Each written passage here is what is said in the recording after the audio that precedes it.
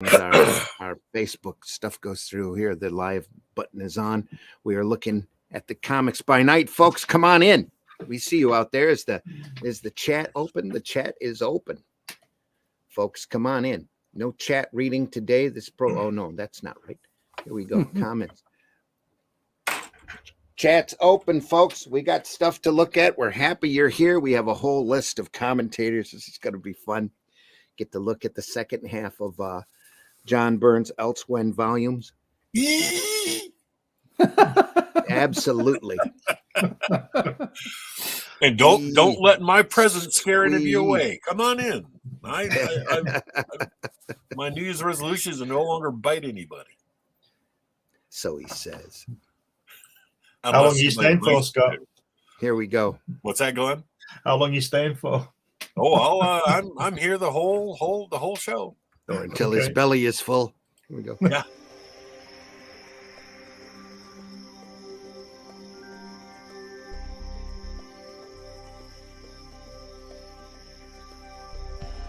What was that?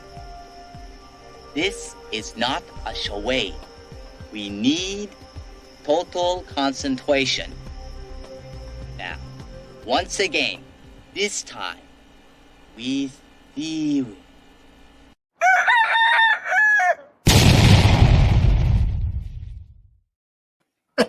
Welcome. Come on in, everybody. Hey, yeah. Phantasmagorical in the house. Well, it sums up the show, I think. Oh, yes. Yeah. We're looking at Xmen, Elsewhen, the John Byrne material. It's in pencil, bound together in a physical form, dropped off at my house by a mysterious person. All of this material is available over at byrmerobotics.com. John Byrne has been doing his version of Xmen since that springs off of issue 136 of the Phoenix Saga, has a different ending than the Marvel printed X-Men book, and just continues the story from there.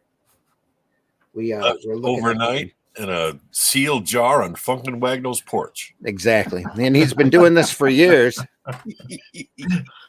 So there is a lot more material than this. And I honestly believe it's the best material that John has ever done, because you can see the love in it coming off of every page. It's just absolutely beautiful stuff. So, and far superior than to almost any of his work. Yep. Last episode, we were wondering why Terry Austin hasn't already started inking all this material, and I still don't know the answer to that. There's a lot of urban legends surrounding this work. That's why we like looking at it. That and the fact that it is incredibly pretty. Well, I think some of it comes down to he's doing this for free. Yeah, and if John Byrne, because he's got so many credits, I mean, I wouldn't want to attest to his financial status, but I'm sure that he's okay. Whereas maybe the Incas of the past aren't as okay. Yeah, exactly. Probably can't afford to do things for free. Well, they wouldn't ink it. They wouldn't ink it unless it was going to get in print. So. Well, exactly. They wouldn't do it unless they were going to get paid, and this is obviously a passion project for John Byrne. So. Yep. Yeah. I think they should just publish it the way it is. Yeah, it could stand up. People would buy it, wouldn't they? Black and white pencil. Yeah, I'd buy it. I'd buy it in a heartbeat. I'd be the first in line. Yeah, fabulous. But they don't want to have it compared to the stuff they're doing today. There's no gala ball and. There's no I'm gay every 5 seconds. Well, not yet. That's just look at that spacecraft or whatever it is, that plane. Blackbird, of course, yeah. It's very interesting the way he's put the X's in for the blacks and then shaded them in anyway. Yeah. Probably when he realized that Terry Austin was on his holiday. No, he's probably doing this physically. Yeah. Okay. Do you know what? I do that as well. Not wanting to compare myself to the great John Byrne, but go ahead. But when I'm flicking in stuff, I'll put a cross in, and then I'll fill it in. Also, depending on how you're drawing, you might want something that is a very tight shade but is still not a solid black. Yeah. And that can look Yeah. the same as if you'd filled it in with a pencil. Yeah. So the cross indicates a solid black, whereas Right. maybe without the cross, if there was an inker doing it, they might be more free to leave some white gaps within the brush strokes. Yeah. Oh, that's a good point. Yep. Yep. It's a real good point. I certainly would have imagined that his use of the X's initially is just to help remind him that he wanted this particular area to be filled in. But if you look at the blackbird there, the crosses are definitely, that would be solid black. Yeah. Whereas if you look at the face in the last panel of the previous page, there's no cross. So you could imagine the inker maybe being more loose in the shaded areas and giving it more texture. Yep. Okay. Yeah, I can see that. It's very true. Yeah. Now, and speaking of that blackbird, you have to really admire Byrne's master of perspective. That he's able to Oh yeah. put those engines at just the right angle. Damn it. Oh. To have it look right. Yeah. Oh yeah. I mean, that's God damn it. What? Too good. I'll send you a photograph later of me standing next to a blackbird. Yeah, because it's not one straight of them. across, is it? No. no. They're in a perspective that is narrowing down, guiding your eye. Yeah. Yeah, it's Just fabulous. beautiful. What a page. Even the comments down here. Are we starting in the middle of the Finely book? detailed. We're starting where we left off. Yeah. Are we? I thought we only did one book. It's towards the end of the first volume. Oh, we're still in the first volume. Yes, sir. He said, laughing maniacally. Yeah. We're going to beat the Steranko series with this, aren't we? Yeah. Pretty Look. much. Oh, I really don't want to do a third episode on this unless we have to. Because I thought we would do the second volume. but yeah, we'll get there. Okay. Beautifully done. Look at this. It's just, Ugh. That panel on the left-hand page, second panel, with the three characters all in the one. Ah, look at that. Yep. Just amazing. At an angle too. Yeah, it's just beautiful. Beautifully done. Yep. Just a literally how to do comics. Very much so, yeah. Volume. In comics. Yep. And anybody who would want to know how to do a really, really, really great looking comic book, just pick this up. I mean, it's just, Let's say a really great superhero book. Those are incredibly rare anymore. Yeah. So well, that's true. That's true. Interesting how that blackbird lands like a what's it called? Hawker Harrier. Hawker Harrier. Yeah. yeah. The greatest plane in the American Air Force. That's right. You're being sarcastic again. After we gave them 6. I think it was from a Simpsons episode where they were having an air show, and all the crowd was sitting there and said, "And this is the Hawker Harrier, the finest aircraft in the American Air Force."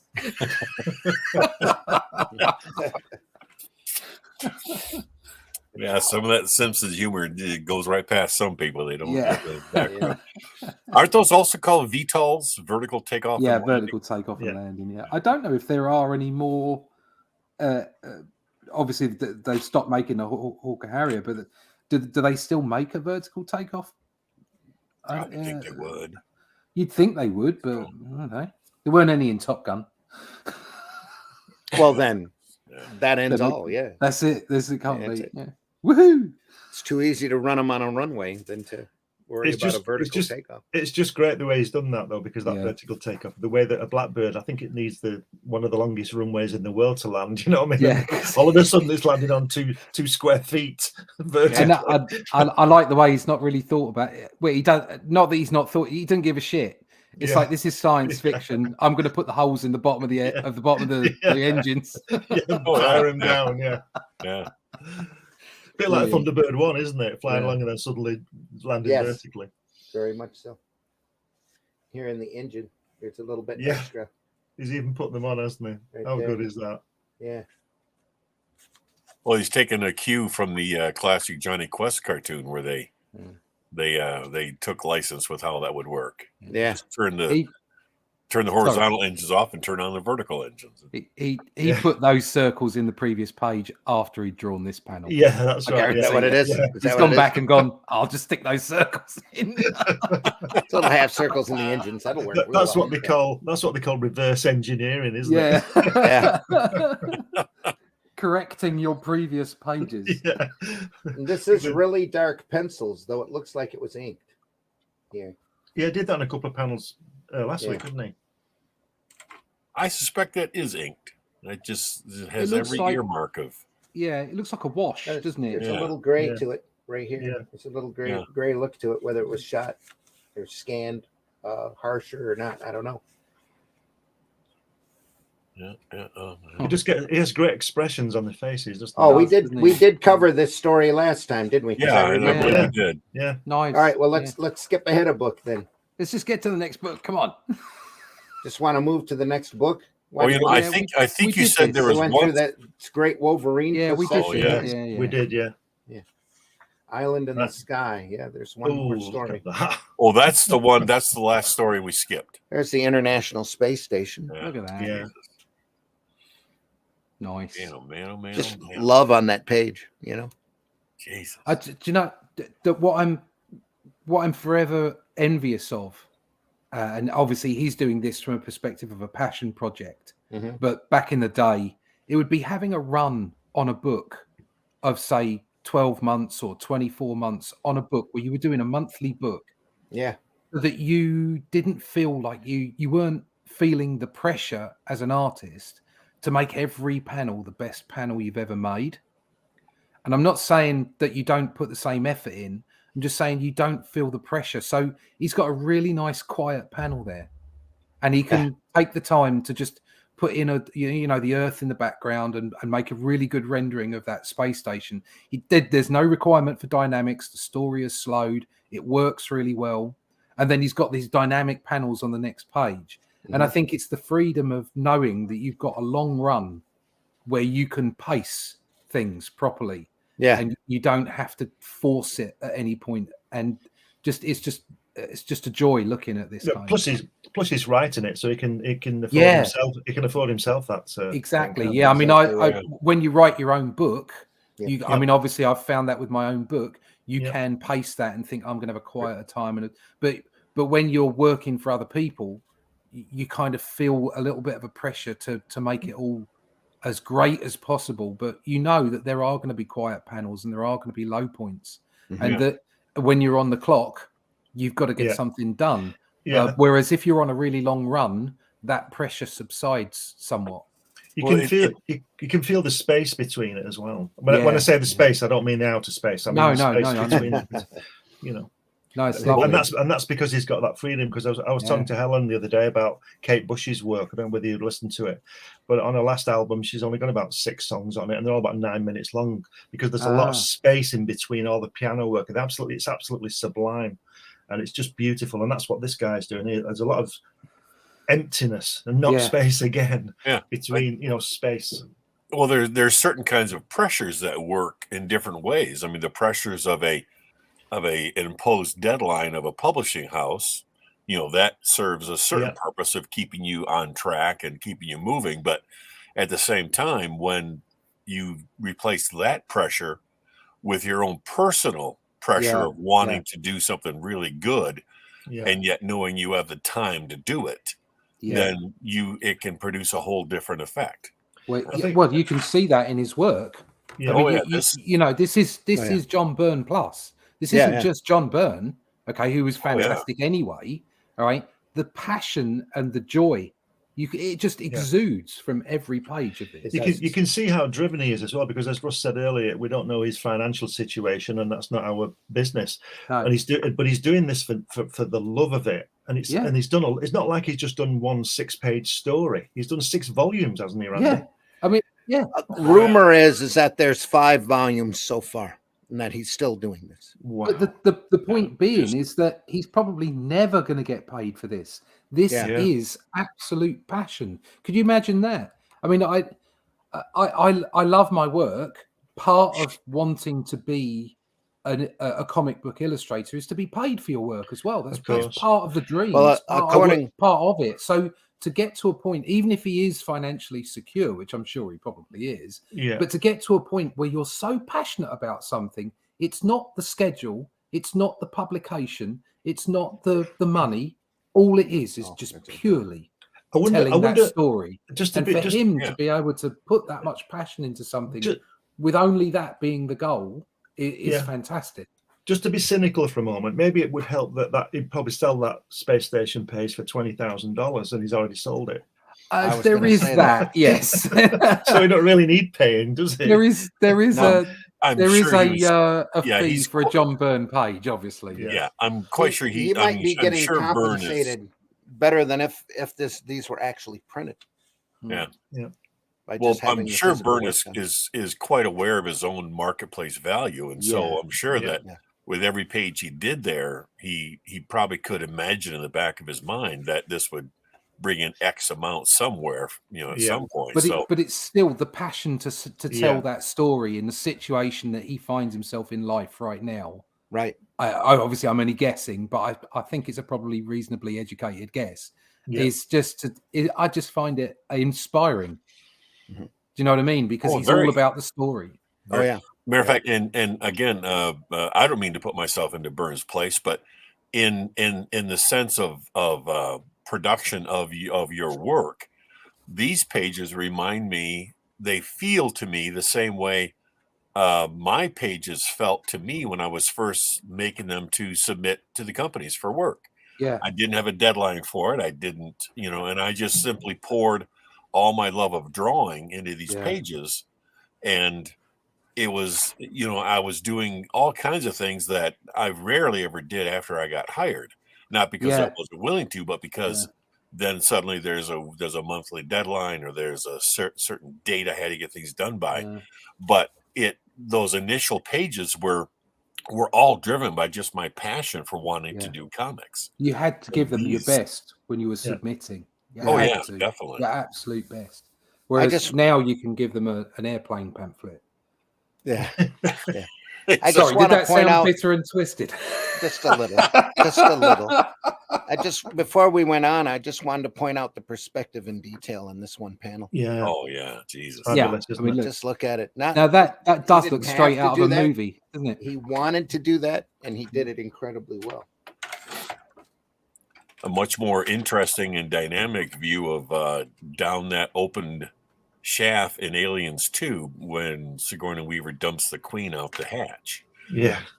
But this is a far more dynamic and interesting 3/4 angle looking down from left to right view, and just draws your eye right across the page versus just simply being captivated by a moving screen. Yeah.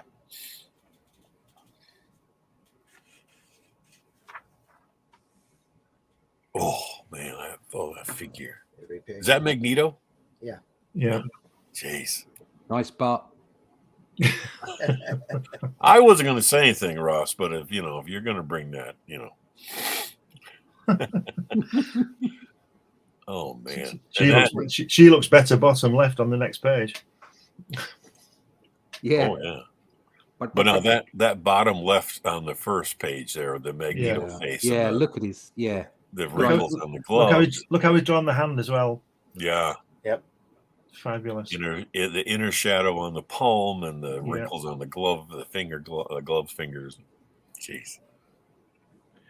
Very much contemplation. We have a scene switch here with an establishing shot of the Avengers Mansion. There. Let me bend that camera one more time. Oh, lovely architecture. Look at that. Really nicely drawn. Yeah. And I like the way that it's not too sat into the camera. Yeah. Here we go. That's it. I like the way it's not too tidy. It's got enough feel to it. Do you know what I mean? It's got a definite city feel to it. Yeah. Yeah. But I just meant the lines as well. He's obviously using a ruler, but do you know what I mean? Sometimes things can become so like technical drawing, and you know, it's something I fight against because I look at you know, at hard line things, and I want to be really sort of accurate with them. But you've got to free up even on the harder stuff. You've got to free yourself up and give everything a little bit of life. Yeah. I read a how-to article by some manga artist. Well, I think it was the guy who did Akira, where if you look at all of the technical buildings in that comic series, what he said is that all he really would do is create almost a simple box shape with precise lines, and then he would add detail freehand, Right. so that it would have a structure, a foundation of precision, but it would also carry the looseness and warmth of a freehand line. Right. Yeah. So that's that's definitely the way to do it. Yeah. I've found since I've been inking physically that, you know, rather than digitally, that I'm finding it's easier to attain that. Yeah. Just purely because you're doing things by hand. There's more energy in what you're doing. Oh, definitely. So yeah, my stiffness came from using a digital tool. Al Williamson was said one time that whenever he would draw his machines or technical things in all of his work, that he said only about half those lines were ever done with any kind of rulers or French curves or whatever. Everything else was just freehand, but he had that foundation of precision. Yeah. That you could afford to go over it with some freehand, and it still looks phenomenal. Yeah, shows a master, doesn't it? Yeah, it really does.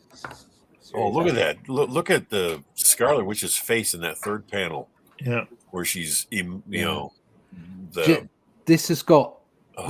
it's some of these. There's just flashes in here where you can see older artists. Yeah, there's flashes of Colon and Buscema.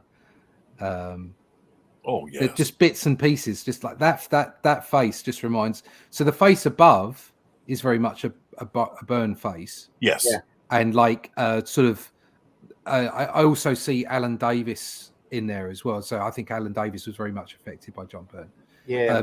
But then the one below is almost a classic Fantastic Four Buscema Sue Richards face, almost. Yes. Almost, not quite, but it's got essences of that in there. I think it's probably the eyes.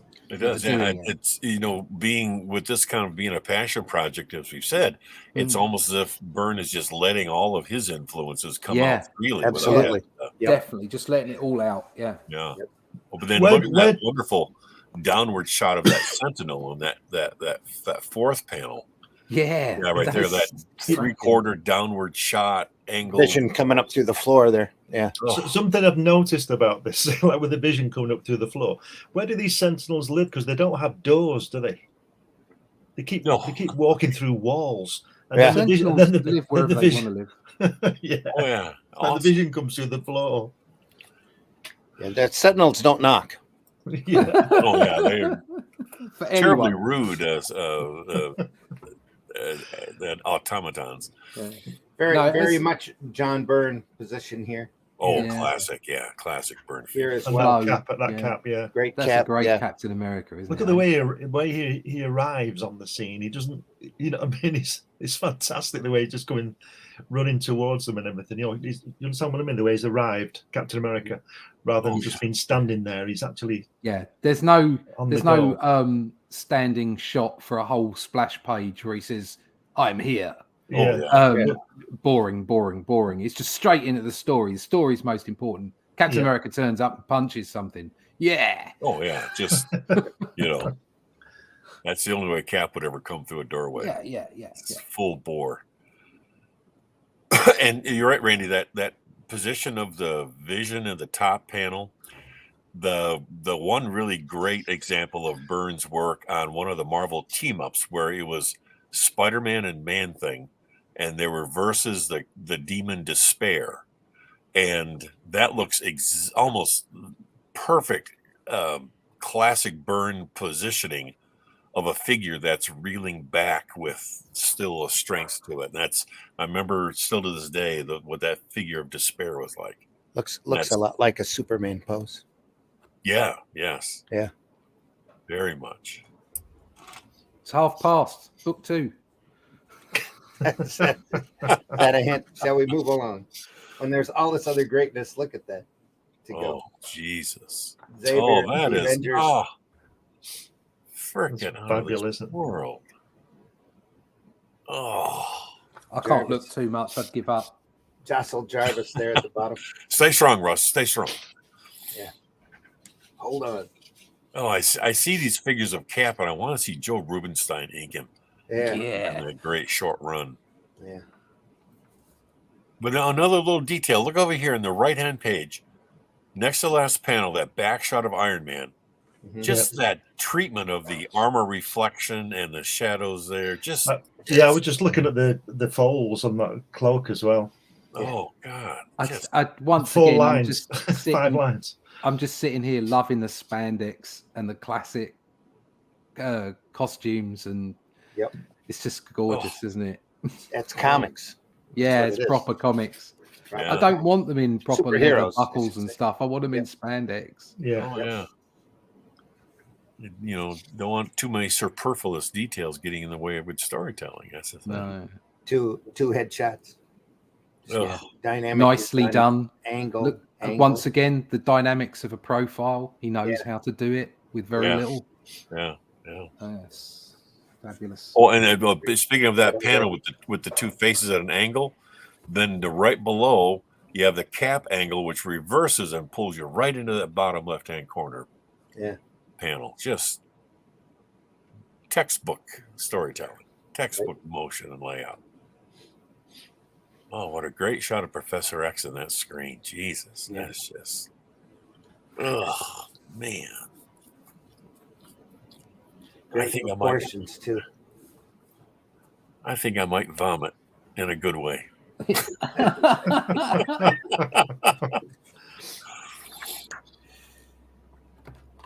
Another blackbird. Oh, look at that blackbird. Oh, man. Little darker tone on the blast here. Oh. Nice angle.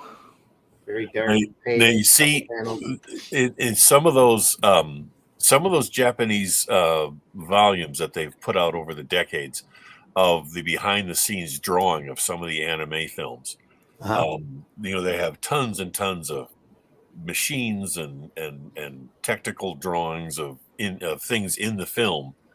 And of course they have whole teams of people that can render these things out. And here Byrne just almost like effortlessly puts that kind of warmth and detail into just a single panel. It's just amazing to me. Just unbelievable. And again, where are they at here? They're in a danger room situation with the torch flying through hoops. Well, with the Fantastic Four? Yeah. Danger room, yeah. I've got a danger room. It's called Franklin's the here. kitchen. Called what? I've got a danger room. It's called the kitchen. Yeah.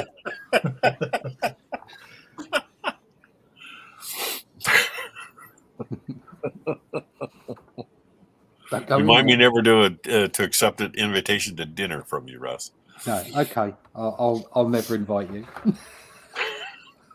Oh, you boy. Dodge that bullet. Oh, my God. Yeah. But, mate, I've got to get over there so that we can drink all night. It's one of my things. I'll give you an hour. That's a bucket list. That's a bucket list item to get over to Scott Rosema and drink until you'll be sitting in his house on your own, Russ. He won't be there. He won't be there. No, I've come to see Scott. We haven't. Sorry, Russ. We haven't got a clue where he is. You've been drinking his special malt all on your own. It's like you go there and find that his Are you whole home? family are running the same book that we are. What he'll do, he'll send you a StreamYard and he'll be in your house. Yeah. You come over this far, we'll just take you out for chicken. It's almost the same thing. Oh, Wouldn't you say, Scott? oh yeah, I would. That would be the treat and a half right there. You be prepared to deal with Susie if I'm not here. So Yeah. Okay. God help you. Here now, wait. Here we are at the very end of that last page of the Sentinels once again, not understanding the meaning of knock or doorbell or Crom. More room. Was it Hrum? Love that. Yes. Johnny Storm looking very young and vibrant. As he should be. Looking very white. Can I say that? Sure. Well, you just can. did. Yeah, you just did. Here, next page. Great thing banging in. Oh, right, classic version of the thing. Oh. That's quite close to a Buscema thing, isn't it? Oh yeah. What in blue blazes? Byrne was one of the few people that really could do Ben Grimm just about right. So I was looking at some of his old FF run not too long ago. It's just amazing. You sit there and look at it, especially when you look at the stuff they're doing now. Oh God, yeah. Uncle Johnny. Thoom. Uncle Johnny, that's all. I love that. There's a shroom. Shroom. Thoom. Oh, but now in that same panel though, that shot of shading that Byrne put on the lower back of Ben Grimm to give him that mass that he's really needs to have for his big torso is just amazing. And he never really did that a whole heck of a lot when he was running on FF for the while. Here he has the time to really add those little details. This is all about time and passion, isn't it? That's what it is. Yeah. And like you say, if he knows he can sell a page for $2,000 to $5,000. Yeah. It's wow, I'll put an extra half an hour in. Why not? Yeah, that's right. Yeah. I mean, if he's only doing one page a day, he's going to do pretty well. Exactly. Yeah. I wish I was getting that for a page. Yeah. That's something I would love to know what his pace was of this. Was it a page a week, a page every couple of days? I reckon he's going for it every couple of days. You know, on a nice sort of. I can have my coffee at 10 o'clock in the morning and get a start on. Do you know what I mean? He's not in a rush for any of this by the looks of it. It's all really nicely done. When he was doing Man of Steel way back in the 80s, when he was sort of the number one artist, I remember reading an interview with him, and he said that I think he did his working day was 3 pages of pencils or 4 o'clock end. Whichever came first. Whichever came first. If he did 3 pages by noon, he was done. But if he'd done 2 pages by 4, it was 4 o'clock and he'd done. So that's fair enough. So it really comes down to the content of the pages and what his inkers are like. Yeah, doesn't it? Yeah, really. Because if he's confident that he's got a fabulous inker, then he doesn't have to put the same intensity into what he's doing. I might be wrong here, but I think he didn't he ink Man of Steel? No. For a lot of the time, he had a choice between like Dan Jurgens or Jerry Ordway. The Ordway would do some. Well, they were great inkers in their own right. So I was going to say that if he was inking it in their own right, if he was inking it himself, as we know as artists, you can leave stuff out because you're inking it. Yeah, exactly. So 3 pages isn't. I mean, I've done 3 pages in a day where I know what I'm going to do with the inks. Yeah. Obviously not as good as his, but it's still a matter of volume. And like you said, can be done. And like you said, if he's confident in your inker, you can do that. Yeah. I mean, that's the other thing that's the other thing. Like I was saying about being able, you know, I'm envious of 2 things that I'll probably never get an opportunity to do, and that is do a long-term run on a monthly book for say 2 years, and also be able to team up with an inker that I respect as an artist, that I can trust and just leave things for them to do. Yeah. Those are 2 things that I would have loved to have been able to do in my career. And I just can't see the opportunity ever occurring, unfortunately. The ideal, I mean, the ideal nature of that is just, you know, too wonderful to imagine. Yeah. And I remember, Glenn, when you talked about during Byrne's run on Superman, I also remember a few months before he stopped doing FF and he got onto Superman, I remember there was a distinctive shift in how good his artwork was in the FF. And I remember him saying in an interview that he purposely wanted to improve his drawing ability in order to prepare to take on Superman, because there was where he really, really wanted to shine. Yeah. And you could see it. I mean, you could see the difference between one issue of FF and the next, Yeah. where his stuff shifted to this, really, really up the ante in quality. I think his best work, even above his X-Men, was his Fantastic Four when Jerry Ordway was inking. I think it was only about 10 issues, maybe 5 or 6, 10 issues. I'm not sure. Just before the end of his run, yeah. I thought that was superb. It reminded me a lot of Kirby Sinnott's quality. Oh yeah. And I can believe Ordway would have wanted to go that direction. Yeah, Jerry Ordway is a fantastic artist. He fell on bad times, didn't he, Jerry Ordway? I'm not sure what happened. I am not sure. I heard something. Anyway, what a fantastic artist, Jerry Ordway. Oh, yeah. Wonderful artist. Amazing. And again, that's one of the almost golden ages of Marvel during that time, because you had all of these books running on full cylinders. Yeah. Doing incredible stuff. Oh, sure. No, you really don't appreciate the quality or the type of work done until it's gone. But I believe that period in the 80s, 90s were just incredible.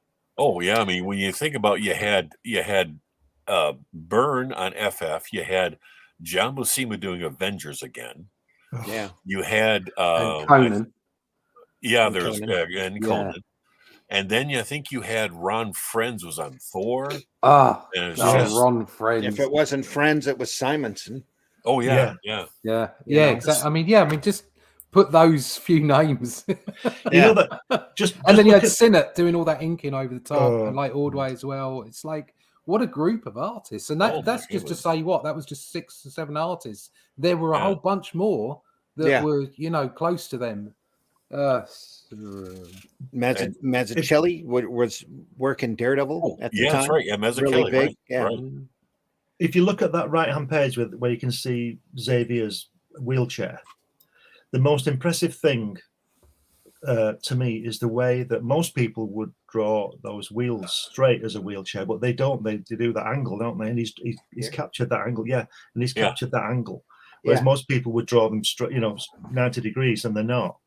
Not just that, but another angled shot of the Blackbird right there.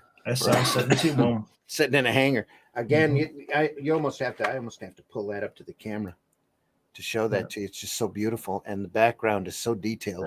Yeah.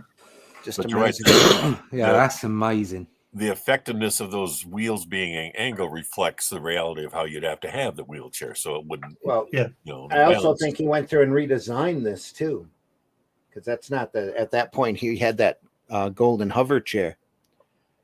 Oh yeah, at this point, didn't he? No, this was before that came along. That was Jim Lee era. Oh, okay. Probably because Jim Lee didn't want to draw wheels. Yeah, exactly. Could be. You're probably 100% right.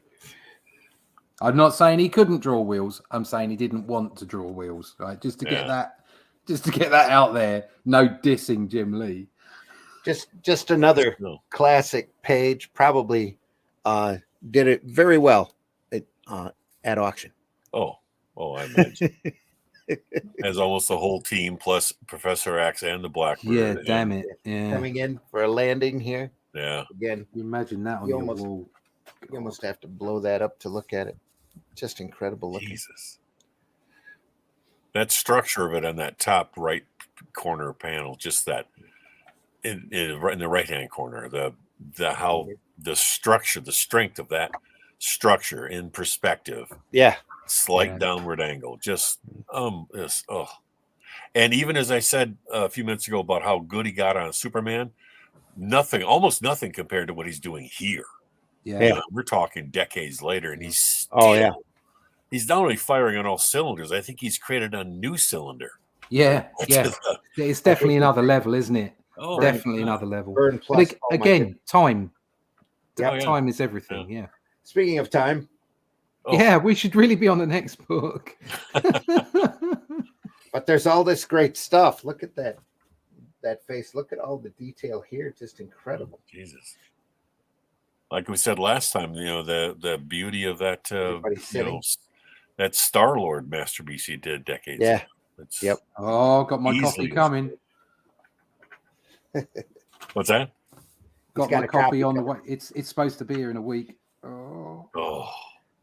Well, what's supposed to be your new? Is that I've got an essential Star-Lord. Oh, they're going to reprint. Oh, wow.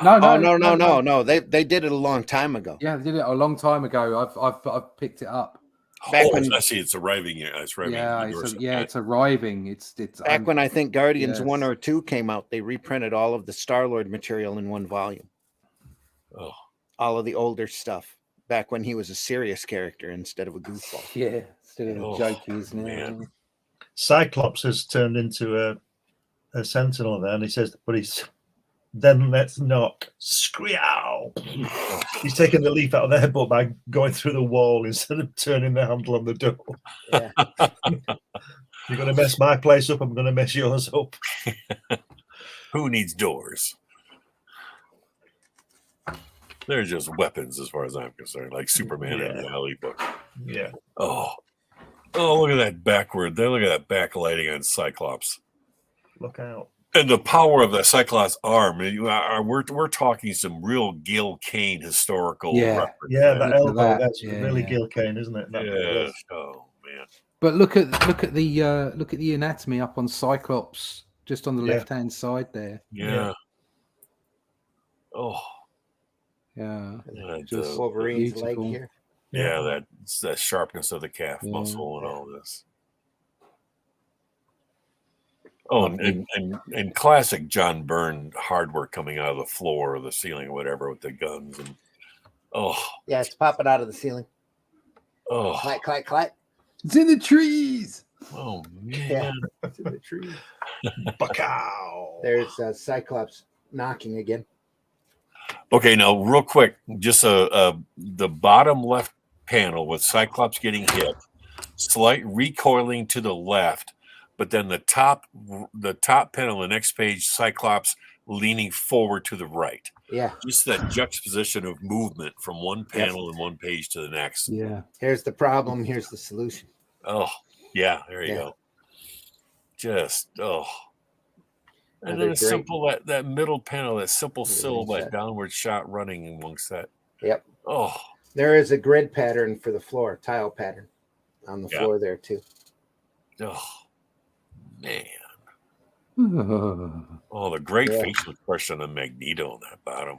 Wow. Isn't that great there, Magneto, when he's leaning on that wall and he says, Wolverine, you remain a fool as always. Oh, yeah. That'd piss somebody off, wouldn't it? If you had that kind of weaponry and somebody said that to you. Brilliant. Oh, man.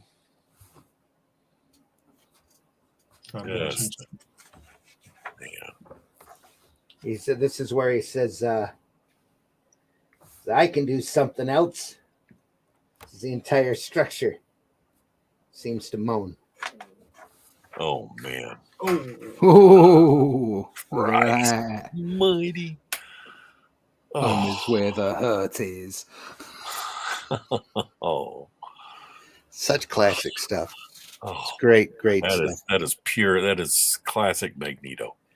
Now we're 48 minutes in, and we finally got through that one issue's worth of content. To the end of the first volume. Oh. On to the second. Guess who that features? Here we go. Oh. Crunch. They come again, look. They don't learn, these guys, do they? But, you know, like, they don't care. I know. No. I don't think they're there to care, yeah. Yeah, they don't care. I mean, it's terrible that they don't. They should have like neighborhood renovation on their foreheads or something. Yeah. They must be very quiet though. Nobody hears them coming. Exactly. Yeah, it's just like, oh no, they're not here again. Everybody outside before they come through the wall. Yeah. They need silent jets just for the impact. Yeah. Meanwhile, back at Avengers Mansion. Yeah. Beast is there. Just move it to your right, please, Randy. To your right. That's it. There you go. All right. That's it. Oh. So you got Avengers, FF, Cap, Iron Man. Oh, man. I don't know why that leg is where Is Iron Man's lifting his leg up, and it's perspective towards the reader. Just it's great, isn't it? That was fantastic. Yes. Nice Reed Richards face down the bottom left there on the right-hand page. Yeah. Yes. Yeah. That long Again, page that he does there. he's looking a bit young there, but That's all right. Oh, Yeah. very nice. And then here, no panel border. Kitty yeah. sitting there, Professor Emerly scared. With no panel border to inflict a sense of stability or comfort or whatever. She's just floating free. Yeah. You know? She's like feeling alone. Yeah. Yeah. Exactly. Very well done. Ugh. I'm sure he was looking at a lot of exposition here, a lot of headshots. Get the story done, get it But out of the way. still interesting to Catch look everybody. at. Yep, it's still greatly interesting. Yep, just Amazing. just to walk into this. Look at that. Splash page. Oh, good God. Meanwhile, out in space, everybody's floating. Yeah. Oh, man. Yeah, it's who's the metal guy? Colossus. Colossus. Yeah, he's down to just his budgie smugglers. Yeah. Yeah. Is what? What did you say? Budgie smugglers. Budgie smugglers. It's a good Australian term, isn't it? Term for a nice, neat pair of little trunks you got on there, mate. Where's your budgie? Russ, you realize you really do owe us some type of word index thing. I need to give you a dictionary. Of, Us silly Americans haven't massacred the English language enough. Yeah. Only after a couple of thousand years of mastering the language can you come up with budgie smugglers. Oh man.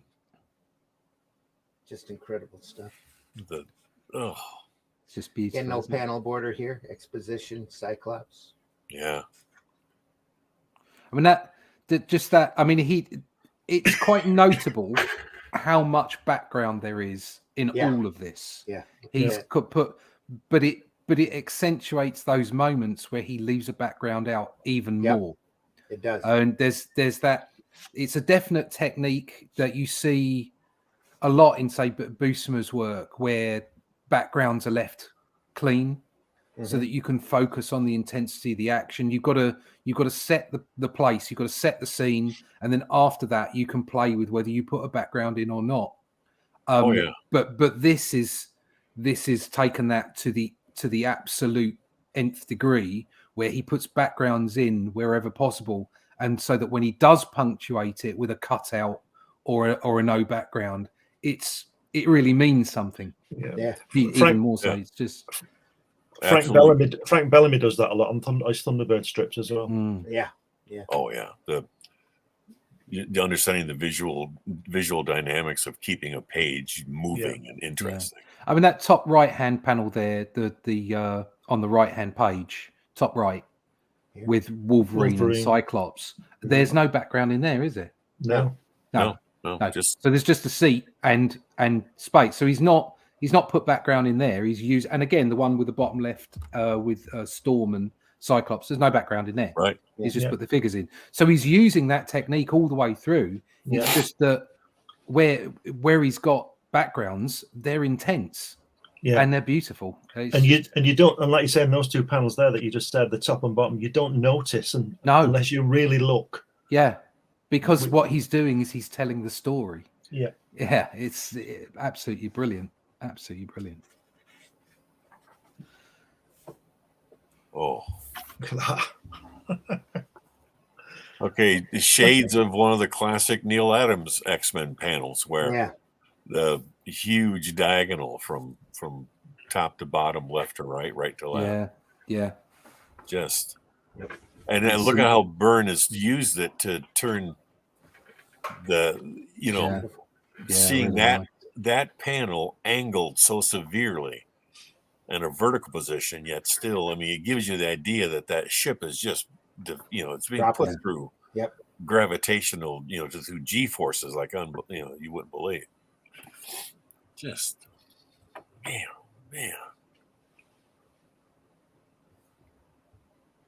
And yet all this seems so incredibly second nature Byrne's experience and knowledge of doing good comics.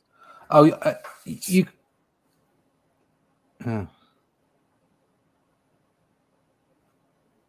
Where's he gone? Hello? Hello? No, we're just All right. It's Randy. Oh, right. Randy froze. I'm still All here. right. It's just his hands were completely still. I'm thinking, oh God. Oh, I was reading. Sorry. Yeah, I mean, it's not to say that he's doing this casually at all. He's obviously putting huge effort in and loving it, but it's exactly like Scott's saying, that there seems to be something so natural about it that it's obviously flowing for him. Oh yeah. You know, like it's just oozing out. He's not finding it difficult. I'm not saying he's not putting the effort in. I'm saying I don't think he's finding any of this hard. It's all just flowing. It's just yeah. I'd love to see him drawing it. Oh, would you? And just stand behind him and watch him. And look at that storytelling of that bottom of that panel on that page. Yeah. Where the face gets immediately bigger, enlarged with his shock of, she's gone, and just and that mimics in a comic book format the zooming in on a face that's supposed to portray shock or fear or whatever. Just that guy obviously isn't a sentinel, is he? He's banging on the door. Hello, can I come in? Yeah, bam, bam, bam. I'm not a sentinel. Can I come in? Yeah. Come any closer? Is that supposed to be Kitty Pryde there in the last panel? Here, I believe that's Jean Grey. Jean. Sorry. Plus, I told you to hold my calls. Oh man. Oh. It almost looks like She-Hulk without coloring. Yeah, just a touch. It is, yeah. I want to hurt you. The fear in her voice is in stark contrast to the power that surges around her. Ugh, man. Ugh. There's the Sentinels knocking again. Full page. Oh, or lack thereof, I should say. Houses. We don't need no stinking houses. Man. I really like the way Byrne's using that the open sound effects in order to let the artwork still show through. But still, though, the perspective shot on this is amazing. Straight here, very, the perspective upwards is amazing. Yeah. Can you tilt a little bit? We got some glare happening on the light. Do we? Let me scooch it away from the bulb there. Okay. Earthquake in the house. Yeah. Oh. Speaking of vomiting. Oh, here we go. Oh. There we go. Oh, man. Oh, there. No, Byrne is indicating some dusty clouds at the bottom of the Sentinel. Right? Am I seen that right? Some near his feet, there by Cyclops and the couple there. Yeah, he's kicking up some dust. Okay, so that's a little erasure or debris. Oh man. Sentinels. That's it. Get out of the house. My next question would be, what house? Yeah. Get down the driveway. That's all that's left. Just, like I said, just amazing. You can stare at that for an hour or so.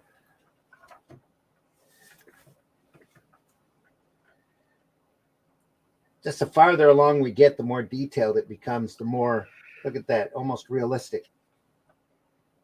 Yeah. Looking, a lot of Neil Adams popping in here. Oh, the great Mandroid sequence in the Avengers that Adams did.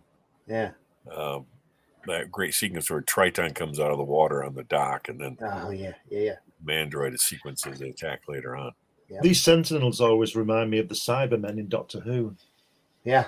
Oh yes. Which, by the way, is one of the coolest designs for a metallic, a robot robotic series. Yeah. I just love the way they designed those little, rods that come out of the heads, and it's just. I can just see it when they were in production. You know what that head needs? A couple of handles. Yeah. Exactly. That's what it needs. And that inhuman, perfectly circular eyes with just little, indents here and there. Just all done on a budget. Yeah.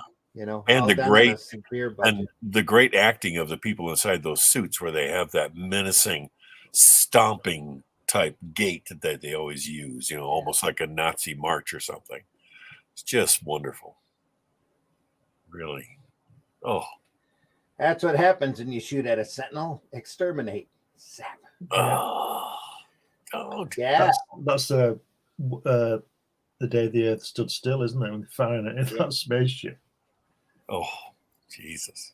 I mean War of the Worlds, the original War of the Worlds. Right. Yep. Yeah. It's the negative image and then nothing. Yeah. Which was a pretty great effect for that film back at that time. Yeah. Oh yeah. Very advanced special effect. It's great the way when the shells are hitting the dome around them. You don't see the dome to begin with, and then you see that dome that they can fire through it, can't they? Yeah. It's fantastic. No, blah blah blah blah blah. Oh dear. It's another great perspective shot, straight up. Then look at that! But look at yeah. Oh, the menacing monolithic feel he gets in that Sentinel as backdrop to is that not Stryker that Jason Wingard from Hellfire Club. Yep. Oh, look at that face down there when he's putting that helmet on. Yeah. Almost looks like MODOK. Yes. He was in the first book. Yeah. Yes. That shadow under the eye, under the eyes, and Wolverine's neck moving in. All of this detail again. The Blackbird. That craft down there's Thunderbird 2, isn't it? On the right at the bottom, looks like Thunderbird 2. Oh yeah, it does a little. That's a bit from the perspective. Yeah. Just. See, this is one of the things I have about the films of today. I don't watch many of them, but why don't they just film this? This is the storyboards for your film, just film this. Yep. And just get Jack Kirby's Fantastic Four and just film the first 100 issues. The trouble is because so much of entertainment nowadays is reboots or retellings or subsequent additions to a series, that the people involved, the creatives involved, all want to put their stamp on it. Yeah, amen. Yeah, too much. Too much so. So because you can't blame them to a degree, but because there's very little in the way of original content coming out across the entertainment platforms, creatives that are involved are like, oh, well, I've got to make it mine. And what they end up doing is they end up screwing what they've got. And because of that requirement to make it theirs, they don't go back. They don't go to people that know what they're, what I don't think they know what they've got in the first place. Yes. Oh yeah. Well, no, I think there is a lot of that. But if that drive, if there was more original content, if they were to go back, or if they were to look at the stuff they already had, they'd be more inclined to let it shine through rather than the requirement to stamp their own self, a persona, or their own career upon an IP. An over dominating stamp of all. Yeah, to the point that it doesn't feel like that anymore. I mean, like, look at what they're doing. If this is the case, what they're doing to Indiana Jones, it's like if it's the case that the rumors are true, that they'll end up removing him from time and somebody else will take his place. That's just bastardizing and absolutely destroying something that came before, because they aren't producing something new and original. Yeah, exactly. So, again, I don't know that these things are true. It's obviously just rumor and what have you. But if that is the case, and unfortunately that seems to be happening in a lot of things, and you're absolutely right, Glenn, they should just look at this and go, right, this is a movie. Yeah. but they don't, because See, you know, the proof to me is they bought the property in the first place because everybody raves about it, and then all of a sudden when they get it, it's right, this is brilliant, so let's change it. yeah. Well, what they've bought is the notoriety. Yeah. What they've bought is the sound of money. Yeah. They don't care what, you know. Large corporates that buy these things don't give a monkeys. They just see the pound signs. And they make the incredible mistake of believing that once they've got the name and the property as a whole, then the actual presentation is irrelevant. Yeah. And that's exactly. crazy. Yeah. You know, because so much of this stuff is built upon its appeal is built upon the presentation we've all been treated to. It's easy to say that, like, okay, right, well, the presentation we've seen so far only really is for a certain group of a certain demographic and for the original fans, and that's not going to work for the general public. Well, that's rubbish, because those fans at one point weren't fans, were they? They had to find out about it. Yeah. So if it's worked on these people, it should work on the greater population. Those fans are the general public. That's the thing. Well, exactly. And like comics since the 90s have effectively gone mainstream. You can talk about nerds and all the rest of it, but like, you know, since I bought comics when I was a kid. I know I'm in Britain, not in the USA, but nobody ever got beaten up for reading a comic.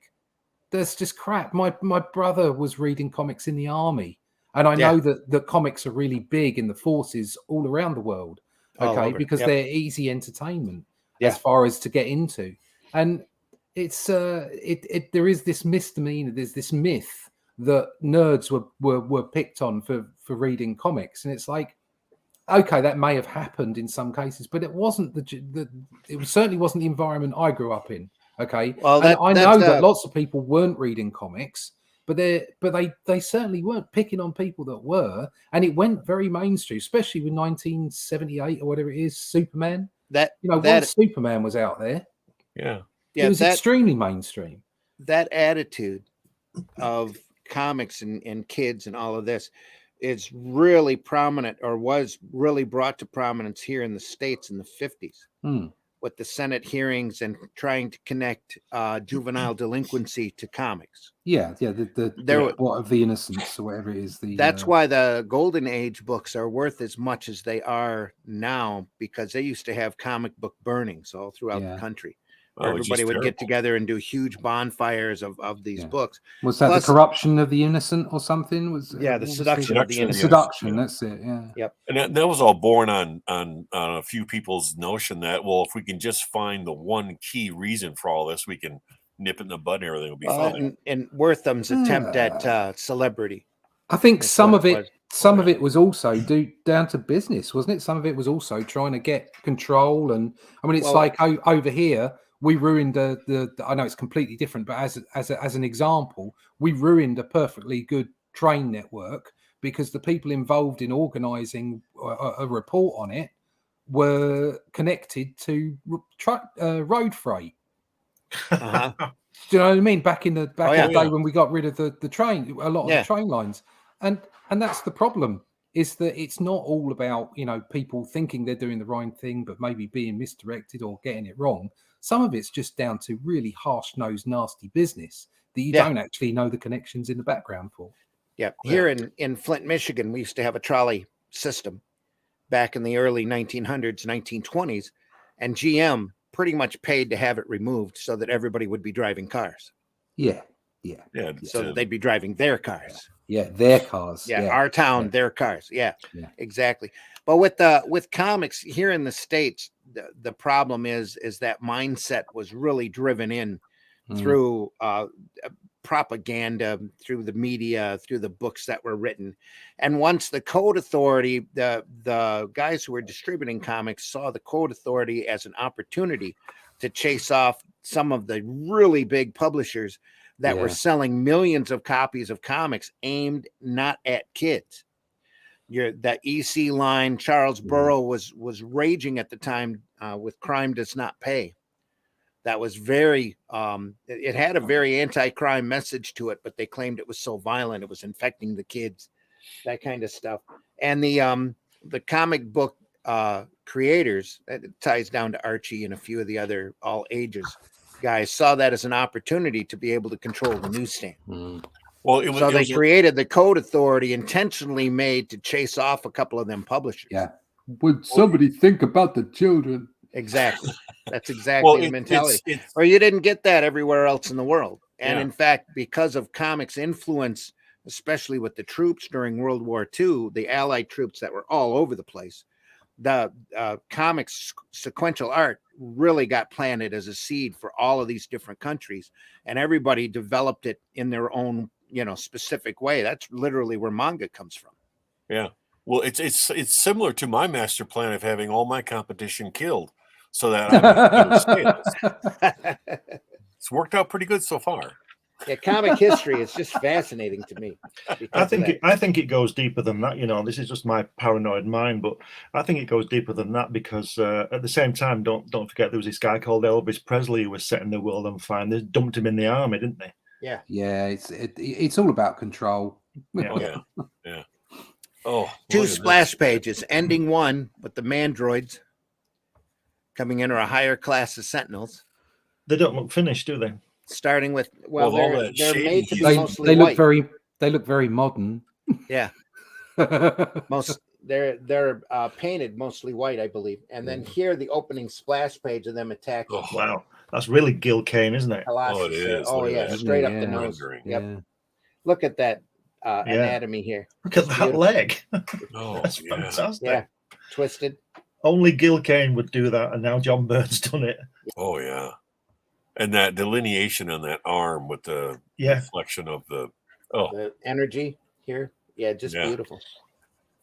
Wonderful. Oh, man. Just a great splash page. The fact that John Byrne beat me to it by doing this, I'm just so mad. In darkest suburbia. I never liked John Byrne. He's just too good. I know. Thank you for your support, Glenn. I never liked John Byrne. And again, look at this detail on the architecture in the backgrounds. It's just incredible stuff. Bloody followed up by a super tight shot of Cyclops. Yeah. And then a full body shot of Storm. Just great. Oh, what a great 2-page spread here. Yeah, I was gonna say that whole 2-page spread. That's literally a panoramic.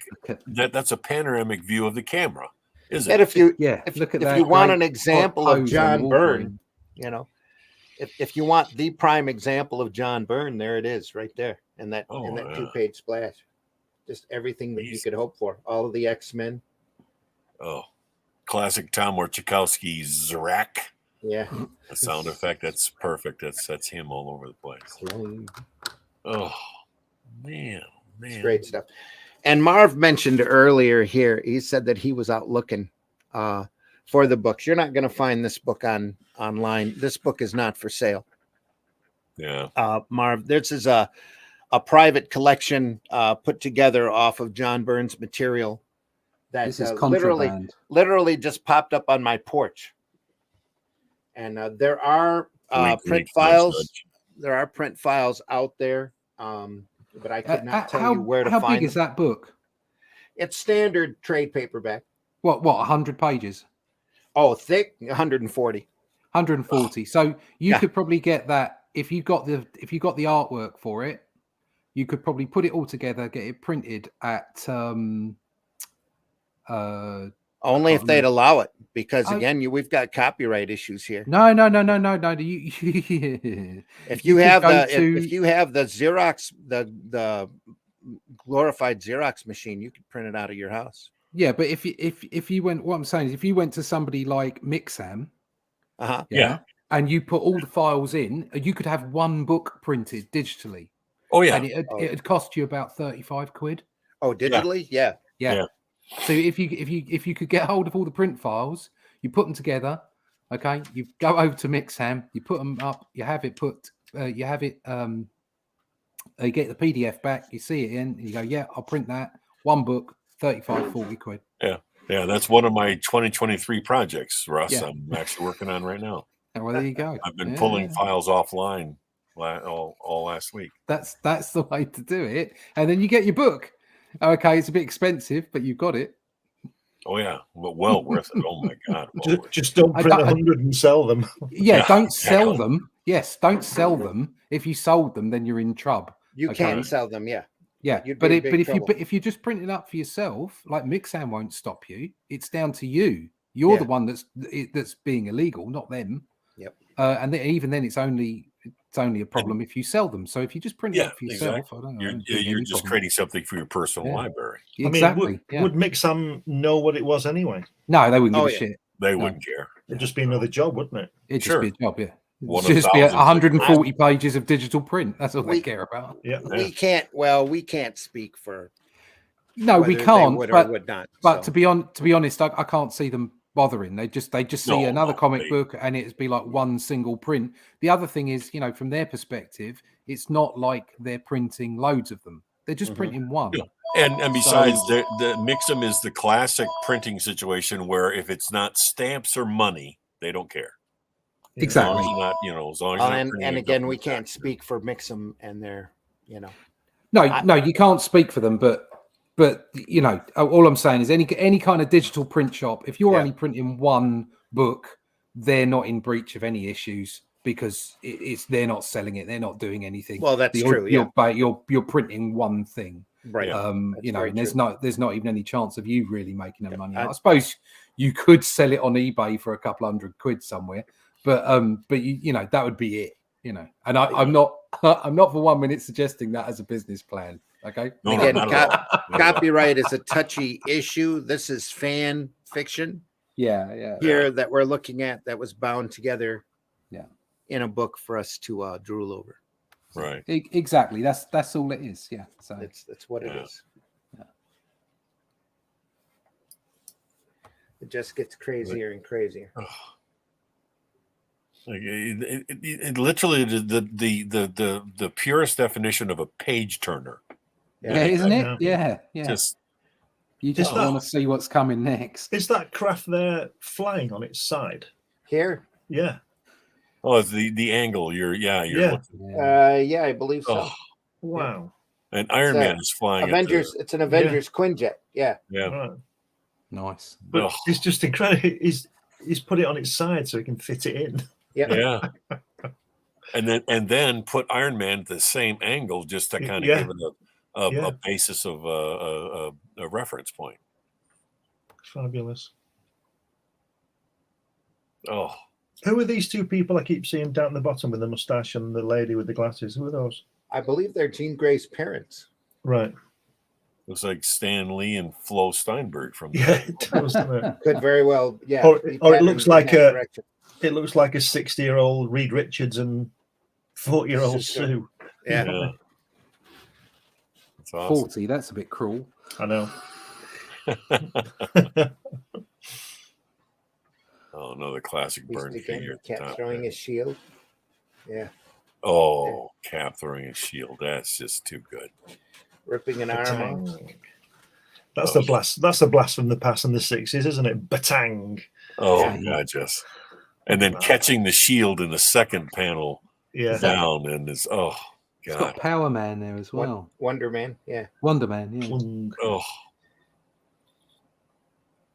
Colossus ripping an arm off of lovely anatomy there on Colossus. Oh. And then pure Neil Adams here. Angle, isn't it? Beautiful detail, just gorgeous. It's fantastic looking. Oh. You just get the impression that John's pages, the actual physical page, is never I don't know how to say it. It's never straight up, is it? It's always at an angle where he's drawing it, if you understand what I mean. Yeah. He's spinning it round all the time. That dynamic. Yeah. Yeah. A lesson learned to perfection from the How to Draw Marvel Way book. Yeah. Even everything, the beast there is at an angle. Everything is angled. Yeah. Yeah. Cap is moving. Oh. Wonder Man is pretty much the only thing straight on here. And even then he's leaning in. Yeah. Ugh.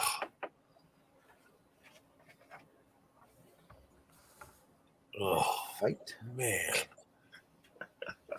Look at the beast hand and Cyclops head in the third panel. Just that, pressing him down. Yeah. Jean Grey comes in. She has the mentality of a 5-year-old fifth grader. Her mentality's been altered because she survived the Phoenix Force. She's shoving people out of the way without a thought. Yeah. And here she's phasing through a door.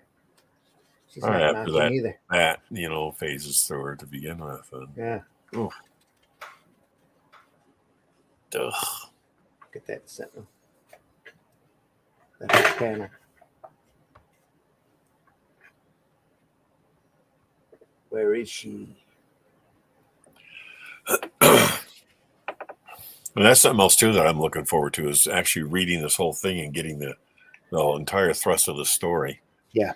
Because somehow the Sentinels are just bound and determined to crash every house they find. Look at the shadow on that bottom left-hand page there of that Sentinel in the house. Yeah. Yeah. Those guys look at the Greys looking up. That's fantastic, isn't it? Mm-hmm. So again, he's shaded that in, but no black cross. Yeah.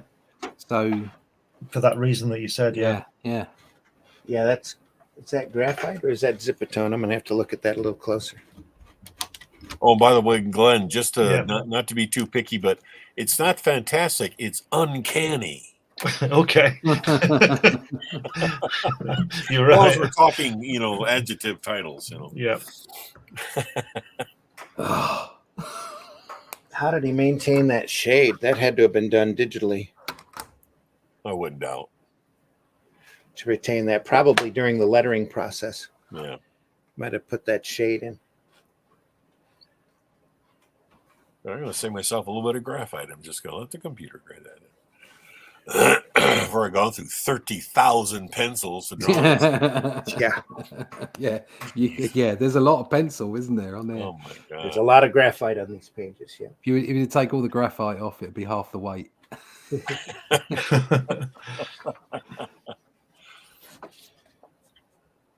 Just beautiful. Look at that middle panel there. Look at the power in.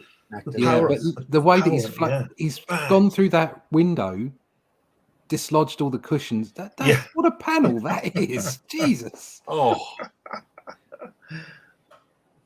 Almost anybody else would have not even paid attention to that couch and just let everything just sit. Yeah. But he took the momentum and the inertia that Iron Man's going through the window, and the wind just picks up the cushions, and oh god. And it would have been so easy to have just put a wall there instead of a wall with a fire on it. Yeah. And is that some kind of a tray next to? I don't know. I can't see. Yeah, there's a mirror. It's like, and all sorts there's of so stuff, much. So much detail he's put in there that he could have just put a wall in. Yeah. And if he had just put a wall in, no one would have blamed him. No one would have said. It would have looked great. It would have looked fine. Yeah. Oh, look at the damage. All the crap around Iron Man there. God. There's no insurance policy on your house with Sentinels around, is there? No. I don't imagine you'd be able to get that underwritten. Yes, Mr. Leach. And what else? Is there anything else on your policy we should know about? Yeah, I was attacked by Sentinels last year. Well, I'm sorry. We can do the flood, but we can't do the Sentinels. I'm afraid. Yeah, we have a disclaimer on page 4. You'll see it. Did you see that Ricky Gervais thing when he said they couldn't claim something, and he said because it was an act of God, and he said, "Well, what isn't an act of God?" Yeah. Yeah. If you believe it's God, then what isn't an act of God? That's right. Yeah. Yeah. Oh, exactly. That's just. And here's this page again. You see Byrne. He's just having fun. This perspective shot of Wonder Man here is amazing. Oh yeah. Yeah. Just crazy storm here, fending off the attack. Iron Man coming in and then being batted off. Just, oh my goodness. It's just a crazy page. What inker wouldn't give their eye teeth to ink that? Oh man. I'm wanted to get paid. I think I'm going through changes here, guys. I have loved Byrne, but now I can feel this hatred growing within me. I was saying that last week. It's like I was kind of a bit hot and cold on Byrne. I could appreciate his ability, but it just the style didn't always, do it for me. But these books are like Byrne plus. They're just incredible. it's almost like they're not him. You know, you can see him in there, but it's like it's just moved on. He's just absolutely fabulous, brilliant stuff. The burning white hot sun of jealousy. No, Scott, just be better. Okay, I got to put my cross on. I got to get back to the charitable Christian attitude. John Byrne's wonderful. I love him. It's another perspective shot of Wonder Man. Oh, look at that. Oh, that's as Superman of a pose as you would ever see. Yeah. Just a beautiful flying. Oh. And he's just dropped them. Oh my gosh. Look at that. Oh no. Oh. Yeah. Release them. Okay. I'm only 500 feet in the air. No, their screams blend into a single terrified whale. Oh. Jeez. She's our cub once. Now we're back on Shi'ar. That's our cue to look look elsewhere. Yeah, now we're over to Shi'ar. Cliffhanger. Yep. Got 3 Kirby things going there under your hand, Randy. You've got that Omak with his haircut. Yeah. You've got that high drawing. That you've got that. Yeah, the high father and that pencil drawing that Jack said it was of his father. You've seen that pencil drawing, and then the bottom one is the surfer. You know, when he's screaming at the end of Jack's issue. Oh yeah. But not as powerful. Oh. And again, that Gil Kane up the nose. Yeah. Shot. Gil Kane up the nose. Just. Cockrum used to do a lot of that too. It's very much like that. I just kind of thought Gil Kane should have done ads for Kleenexes. He probably did. Yeah. Probably. Or at least storyboards. Man. Look at that leg.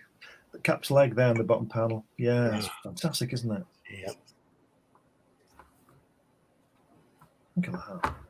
And the way he's just lifting off, that he's just a foot off the ground. He's just started to lift off. Yep. Mm-hmm. Wow. Kind of a destroyed Sentinel there. Yeah. I tell you what, if this was a film and it was filmed from these storyboards, it'd be a right roller coaster, wouldn't it? Yeah. It would be a visual tour de force. You'd come out a wreck, wouldn't you? Oh, and everybody would just be spot welded to their seats. They wouldn't be able to. Yeah. Just amazing. I wonder if they could animate it as well as this. Oh, I would love to see. No, I doubt that they could do it as well as this. This is the example you show people when you say comics are the best storytelling medium on the planet. Yeah. Because they allow the great thing about comics is because it's a visual medium, it sucks you in immediately, as does film. But unlike film, it doesn't require you to give yourself over to the medium. Yeah, you can think in between the panels, and it allows you the rare opportunity to involve yourself into the very storytelling, because you create the voices, you create the sound effects, you create the the so pace. It's the perfect in between a novel and a film. It's perfection. It's the perfect storytelling device. Yeah. Well, Marv here recommends Mixem, which is good. Love their work. Very simple way to put a comic book together, and they contact you if needed with no AI crap. Yeah, I can attest to that. I've printed in the UK with Mixem, and they were great. Yeah, they printed my Kirby book as well. Oh, Warning Agent Zero. Hope you're doing well. And my errantry book. So. Oh, well, there you go. So I've heard a couple of nightmare stories about Mixem, but they were definitely not from the UK. So I've never had any problem with them. I think maybe Mixem in certain areas, because they're global, aren't they? In certain areas may use certain suppliers, because it's not all them. I think they're like a network. Yeah. And they do have suppliers, and maybe those suppliers have let them down. So Yeah. They've got 2 printing facilities here in the States, and I know one over there in the UK with you guys. And they've just opened one in Australia as well. Oh, I heard one of the terrible stories from Australia. So that would have been before they opened their own system there. Obviously using third-party suppliers. Yeah. Every printer also has their nightmare periods where nothing is just going right. They can't get happen. Yeah. They can't get their supplies. The machinery isn't working correctly. Oh yeah, like there's a paper shortage. Yeah. Sorry, too soon. Well, that's where that's where Mixon Pry got involved with some bum luggers or whatever. What was that phrase you said earlier? Budgie smugglers. Budgie smugglers. Better write that down, Scott. I have a feeling you're going to be using it a lot more often. Yeah, that's true. As you get that tattoo. Geez, Before we jump off of this page, I have to say the first second I saw this panel of Xavier, the first thing I thought of was Dr. Zinn from Johnny Quest. Oh, yes. There, because I think that there was a couple of times they had that exact shot of the camera during that when he was speaking during an episode. Oh, yes. So that you could tighten down on the eyes. I think as well, mate. Looking at this, I mean, John Byrne's had a stellar career. Yes, he's an amazing talent in his own right. He will have had his own influences, just like we all do. Oh yeah. So it's an absolute joy to see him at this end of his career putting so much passion and effort into something that also highlights some of his, like it's obvious that his influences are coming through. Yeah, and it's great for the work. It looks fantastic. I'm sure he would have had his periods of absorption with things like Johnny Quest or Space that he Ghost. did. That he did.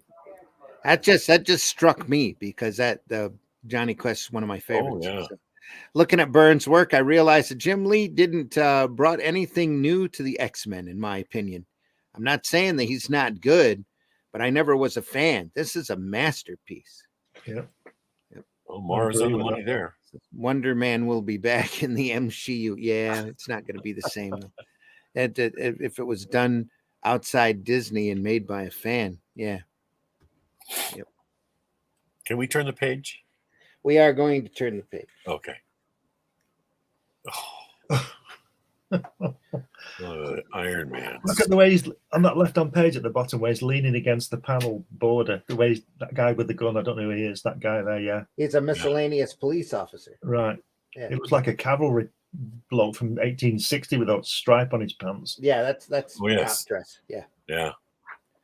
But great focus on and the shot of Iron Man, top panel, second panel, that foreshortening of the upper arm. Yeah. Just that little bit of, oh God. Just wonderful. Pure Byrne here. The Wonder Man. Amazing. There's your classic pose of Cap there in that top panel, that classic Byrne. Everything moves, doesn't it? Yes, moves. Everything is moving. Every line is moving. Even the sound effects are moving. Boom. Yeah. Oh my gosh. It's fabulous. The cleanliness of those lines in that bottom left panel of the second page, the cleanliness on that Mandroid or whatever it is, just that. Yeah. Oh. Yeah. Boldness of the lines and all that. Ooh. Oh. There's a page. There's 2 pages. Holy crap. Oh. Look at that. It's clobbering time. Oh, God. That's a good auction page right there. Oh, jeez. Just look at that. Another piece that is just there should be like a Marvel Masterworks poster you'd find in the, back of an issue or an art book. A coffee table book with that. Look at how powerful the Reed's fist is. Yeah. That shading on the knuckles and the undershading of the fingers and that really makes them all look fantastic.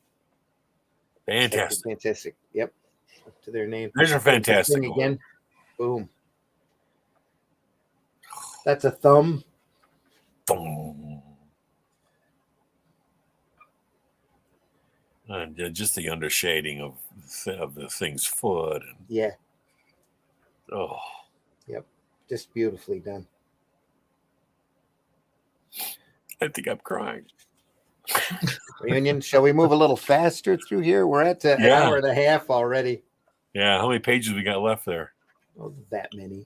Enough to do another. Yeah, enough to do another episode. Damn it. Yeah. Could. Probably we'll have to now. Oh, Jesus. Where your thumb is, Randy, isn't that a fantastic shot there? Is it? Oh, is yeah, It, is it the torch Look going at that, over? the proportion. Yeah. Extended Isn't leg it in brilliant? perspective, and then the Yeah. folded leg, and then That's fabulous, isn't it? I mean, look at the guy there coming out the door. He's moving, isn't he? Yeah. The whole the door. Yep. You know what I Wonder mean? Man. Yep. It's wonderful. Here they turned him back into Ben Grimm. Oh, oh Some wow. human. not again. Sap. Dodgy budgie smugglers there, Russ. Yeah. Better copyright that phrase, Glenn. We don't want to get away from you. I don't think it's mine. I'm sure it's too late. Yeah. I think the Aussies have got that one. Look at the angle here, the urgency. I'm sure Cap is saying, Wonder Man, that's not how you exit a door. You do it like this. Yeah. Get Sentinel to show Simon, are you okay? The effect was only on the mechanical you abilities. abilities. I think so. We better not stop to read this, Get Randy. We'll never What the finish it. heck's going on, Cap? Who can do things like this? Yeah. There we are.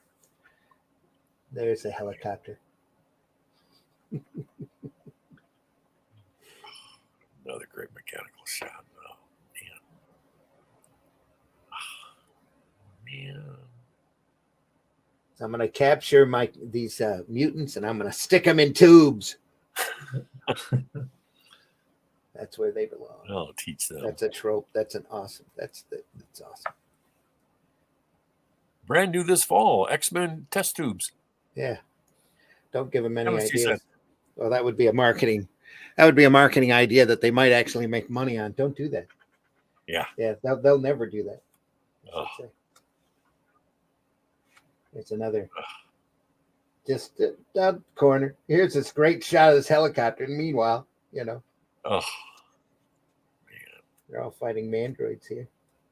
that second panel, that would warrant a full splash page, but Byrne can frickin' do it in a panel. It's just amazing. Just amazing. And Cyclops taking control, running up to Sue, telling her what to do. Yeah. Well, that's perfect. Cyclops, That's what perfect does it do in this? character to Scott Summers. He was a natural leader. Yeah. Oh, wow. Nightcrawler. What's going on here? Yeah, they're taking the mutants and sticking them in the mandroids. Oh, man. Bastards. Oh, look at that wonderful sentinel in the bottom right corner. Look at how, That's pure Kirby right there. Yeah, Pure that's Kirby, yeah. Oh, isn't it? Oh, That is. God. Oh. Got to read this. This is fantastic. Just Another great shot. more. Oh, Jesus. Another great shot here. That's Neil Adams' influence there as well. Look at all. Oh, that. yeah, That's yeah. The amazing. sentinel's flying out to the sun at the end of that one. That's crazy. Yep. I think the only directive he's given himself is not to do a straight on shot of anything.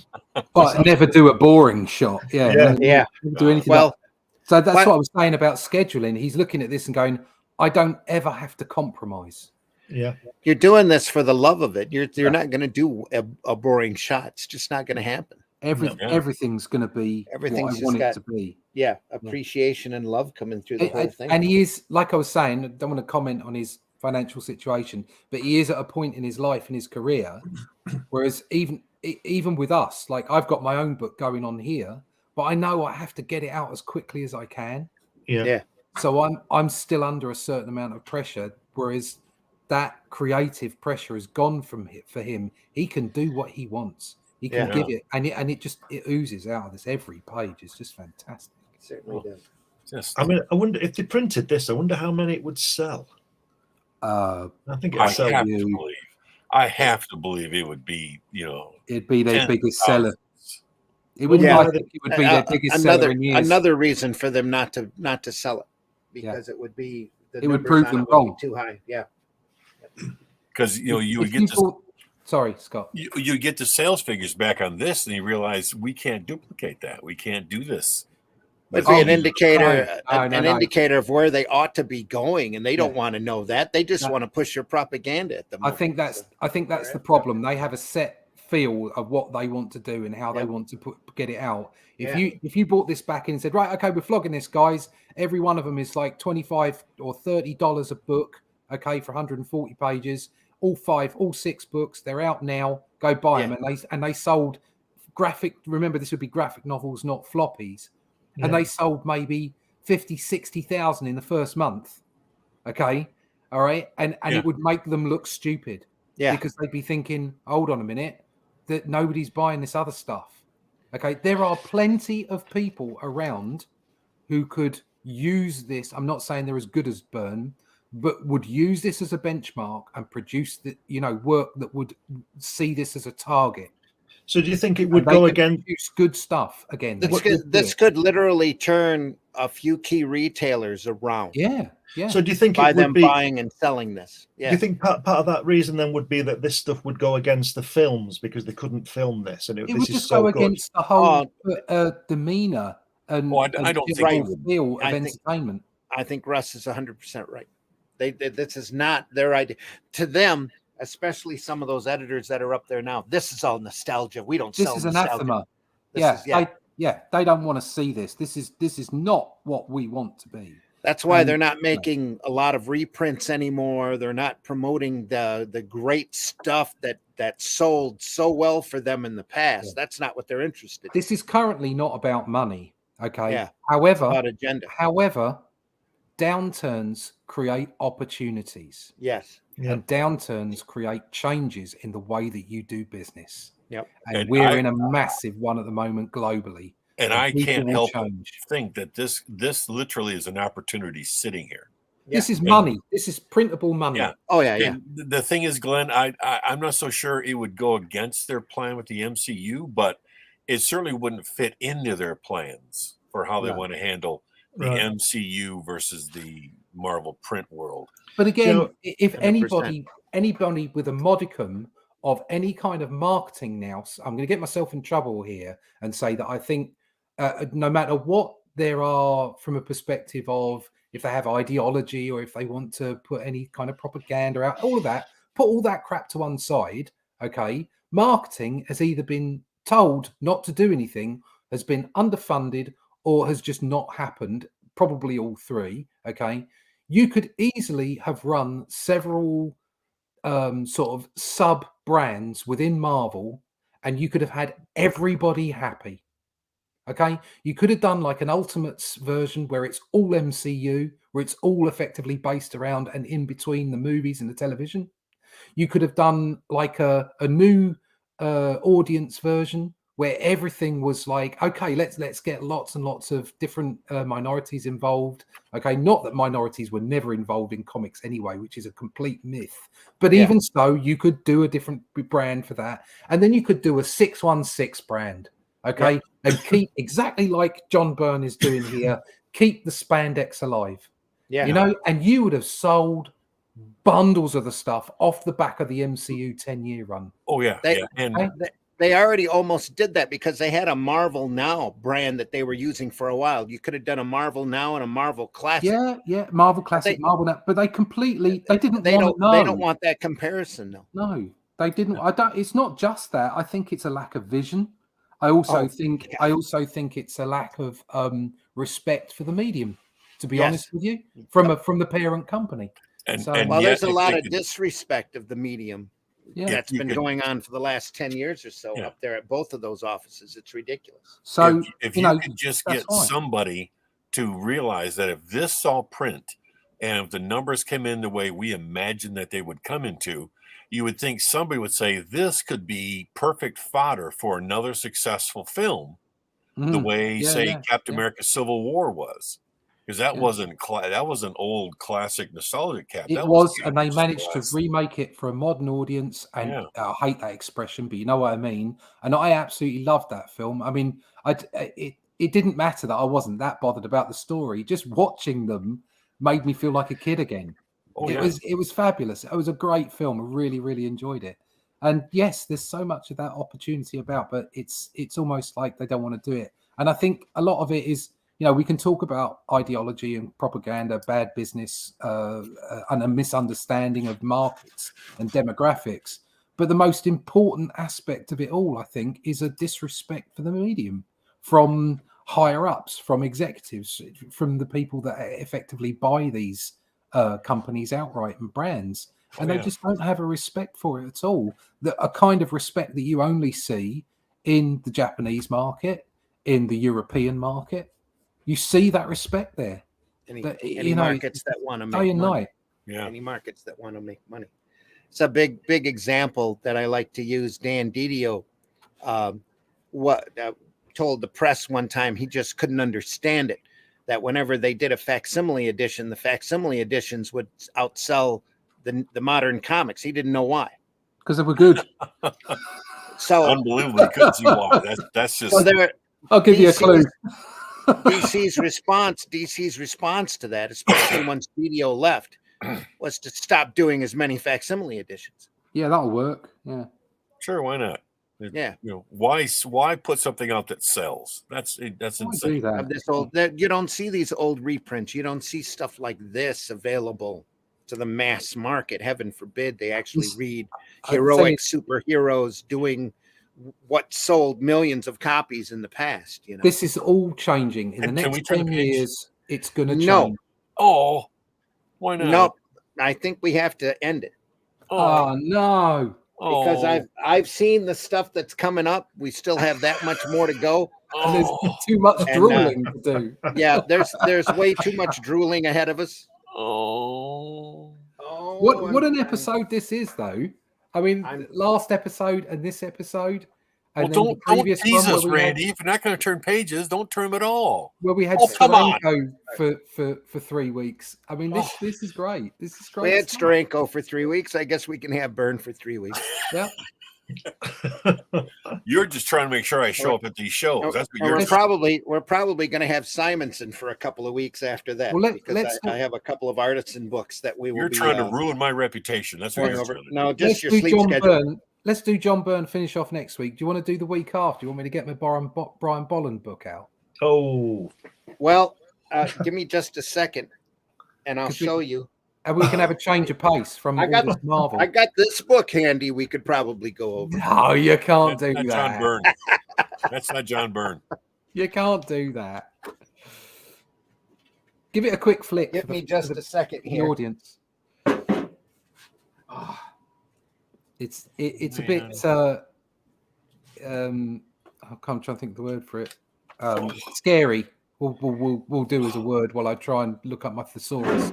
I think I just got To be on the same piece of wood as John Byrne. I don't think that's a good idea. I was just at a great bookstore down in Detroit, and I ended up picking up a cavalcade of old comic strips. Oh man, from the 20s that we can go over. But most of all, I got this. Thanks to Jason Moore. Oh, look at that! Look at that! Oh my god! It's a big one. I got a Simonson book here it's got all of the Manhunter material in it, plus a lot more. Oh, plus, man! I also borrowed this. Oh, excellent!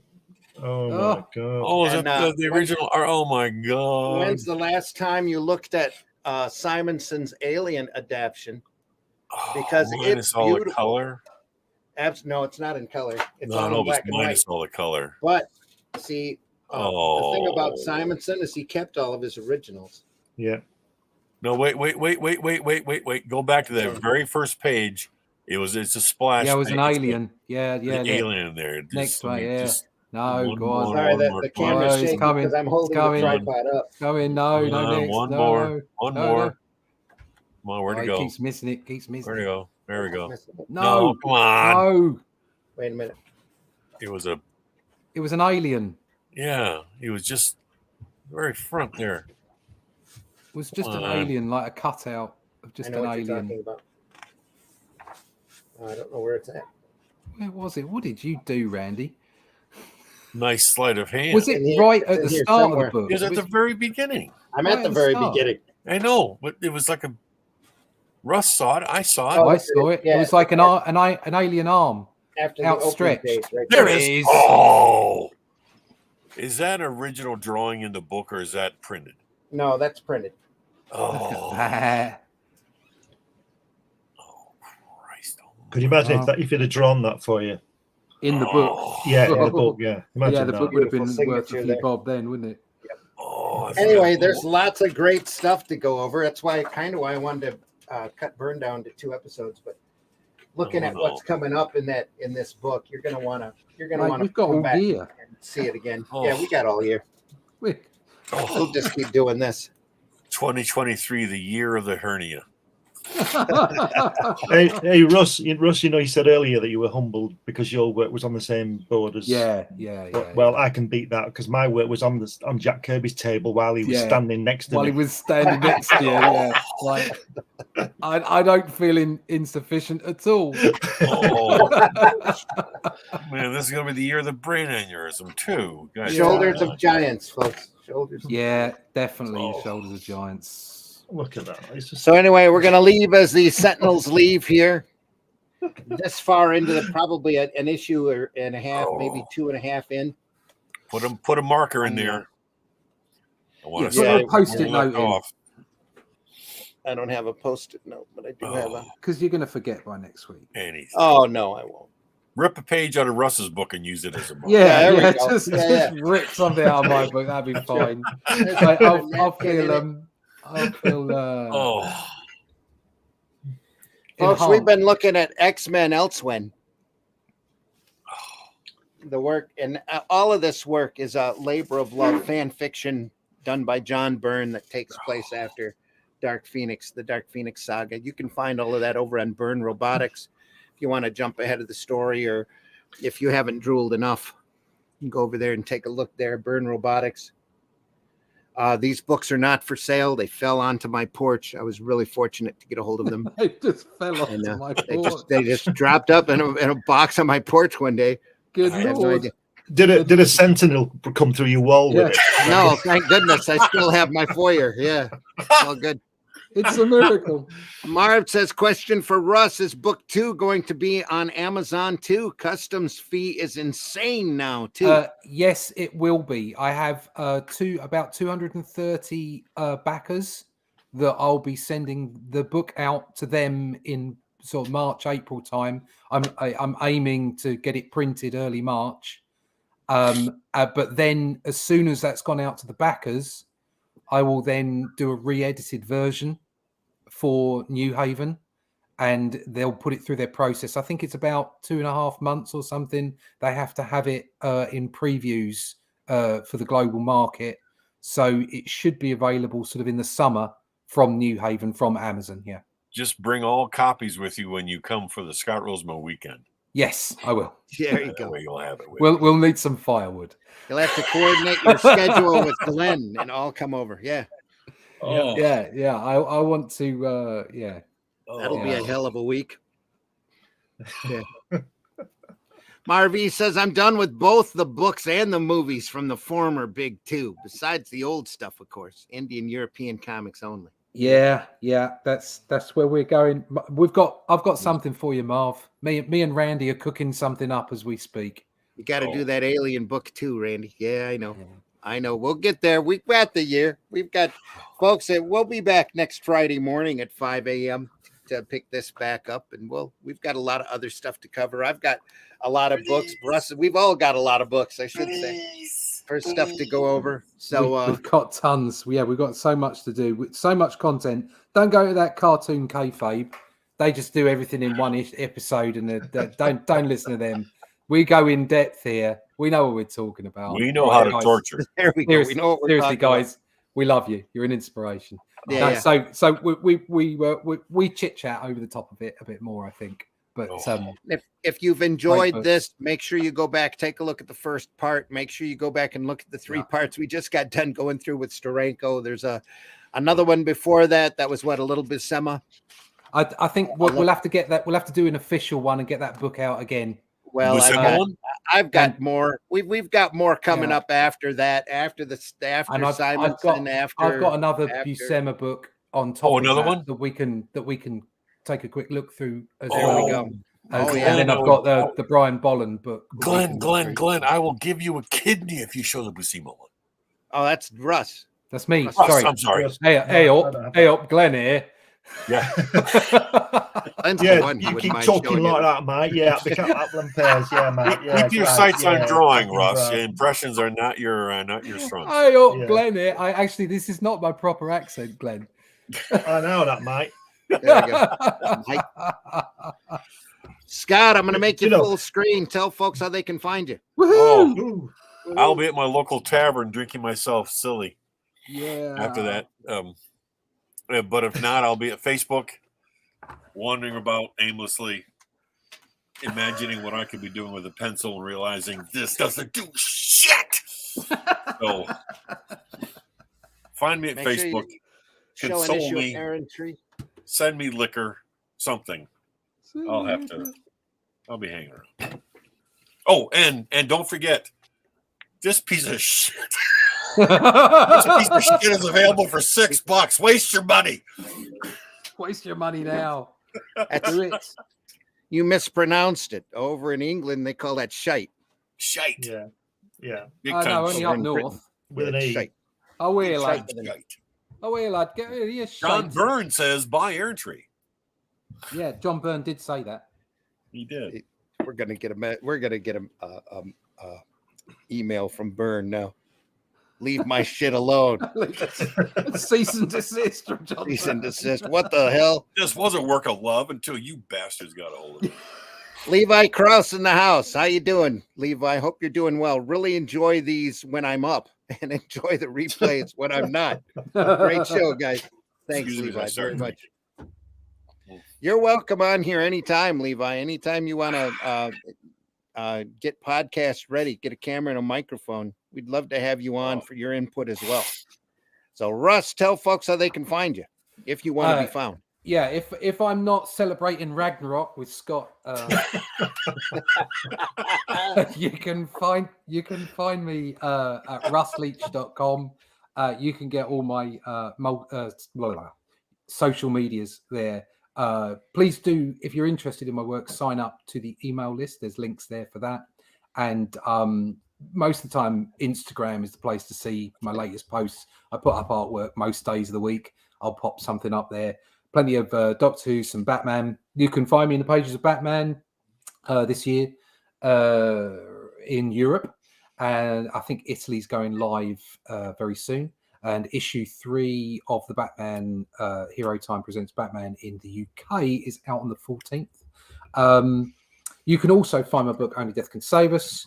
There you go. There it is. That's over on Amazon. You can pick up an original copy of the first book from my Indiegogo campaign, where the second book is coming on live. But once they're gone, they're gone. But Amazon obviously has the re-edited New Haven version available. This is the very last page. There you go. This is the last page of Only Death Can Save Us. That's the last page, and I'll be colouring it up, and that will be going to print hopefully in March. Can't see why not. And then moving forward, there's some grand things in the plan. Me and Randy are onto something that hopefully will be very exciting. Also, there's some other bits and pieces in the pot. So, if you want to find out anything about me, just go to russleach.com. There we go. All right. Glenn, tell folks how they can find you. Yeah, you can find me on the usual places like Facebook and Instagram and Twitter and all those places. You can also find me in the pages of this Hatch number 2, which is coming to a crowdfunding near you in the next few weeks. You can find me in the pages of Comics Unlimited, which is a 100-page magazine. quarterly magazine that I publish with Ted Davis. And you can also see me in here with the great Jack Kirby. You can only get this through me. And with this book, you get a DVD of me talking to Jack in his studio. But just put my name in Google and you'll find things. There's also most of my stuff is on Amazon as well. There is also a very good a book by Glenn. Is it Variations on a Theme? Yeah, that's a magazine that I put out a couple of years ago about Jack Kirby, where different artists and writers have contributed to it. So it's like that's an overview. Really good. Work. I've got that. I got that as a Christmas present. Very nice. Yeah, you can find. Thanks, Russ. You can find all my stuff, or most of it, on Amazon. Science fiction books, children's books, all kinds of stuff that I do different things. Cool, sweet. And folks, I've been your host, Randy Zimmerman. You can find me over at Arrow Comics. If you want to buy some of my stuff, you can find it over at arrowcomics.store, where we have books like HeroBot Zero, my little 3-foot-tall giant robot who goes around and fights large monsters. There is Revolt over there. It's a great short story collection. I've got a story or two in, as well as Glenn has a story in that as well. Introduction for his Hatch character can be found there. I've got a story in there. Not in this issue. Not in the first issue? No. Oh, I was going to do a second issue, but for some reason, I don't think I can print the Death Can Save Us material anymore. Never mind. Yeah. Also, Calico is Shard by C. Michael Lanning, who also does dispatches from outside the box. He's catching on that now. He's catching on. Here over outside the box. Outside the box. Here on the Indie Comics Network, C. Michael would have been here this morning, but he didn't set his alarm. But he was inside the box. Yeah. He was inside the box. Yeah. Also, no, I don't want to go anywhere with that. No, stop. Paragon's available. It's a superhero story I wrote with art by J.R. Harris, and HeroBot 2 is now available with a cover by some guy named Rosema. Oh my God. No. Also available over at arrowcomics.store. Great story. All new material. Can't wait for you to see it. A man whose dreams have been shattered by John Byrne. There you are. A man whose dreams have been shattered by John Byrne. We keep this up, we'll have Bertle want to come on and talk about his stuff. Well, that's all right. Leave me alone. Anyway. I tell you what, if he did come on, I bet Rosema wouldn't be on. I bet he wouldn't say a lot. I'd make a point to not be here. Yeah, I'm gone. Again. He might actually set the alarm for that. Yeah. Maybe. Folks, if there's somebody out there you want to see us go through, make sure you leave a comment. Send us an email. There'll be an address here at the end. We're always open for your comments. And we'll do Make it. sure you pop back into the chat. We're always archived over at the Indie Comics Network. If anybody makes a suggestion, we'll cover it in about 10 years from now. We'll get to it. Just when we get to the end of John Byrne and Jim Steranko. Might take a I want to see more Scott Rosema. Yeah. Everybody wants to see more Scott Rosema. Except Susie Rosema. don't- I'll guarantee you right Don't now. give him that idea. Shirtless week coming soon. Yeah. Anyway. Rah, kapla. Folks, next week, I guess we're doing part 3. So Great. then after that, make sure you also tune in Sunday mornings at 9 a.m., where we also talk about more of the stuff that we love. This week, we might sit there and watch cartoons for the entire That might episode. be kind of nice. Just Turning to go ourselves through. into burn victims. This will be the exact opposite of what we just went through here. They'd be screaming to shut it off. Shut that Clutch Cargo stuff off. Stuff is putting What's wrong with his mouth? Yeah. I knew I should have had those edibles last night. I knew it. Little space angel never hurt anybody. Yeah. Little Fleischer Superman, maybe some Daffy Duck. We'll see what happens. Some public domain material. Wabbit thief. It'll be despicable. Could be fun. Hope to see you there. Sunday Funnies, 9 a.m. every Sunday. We're all archived over on the Indie Comics Network if you can't get up early enough to enjoy this stuff. We love doing it. We love that you're here. And we deeply appreciate you. We had pretty good numbers through the whole thing. Some nice involvement in the chat. It was these shows are just getting to be more and more fun the more that we do them. So we hope you're having a good time as well. Tell your friends. Indie Comics Network, Comics by Night, Sunday Funnies. So we'll have a couple of bumps as we go out the door. I keep forgetting to run our warning label that the opinions we express are our own and not any part of the Indie Comics Network, though it's all been pretty much drool today.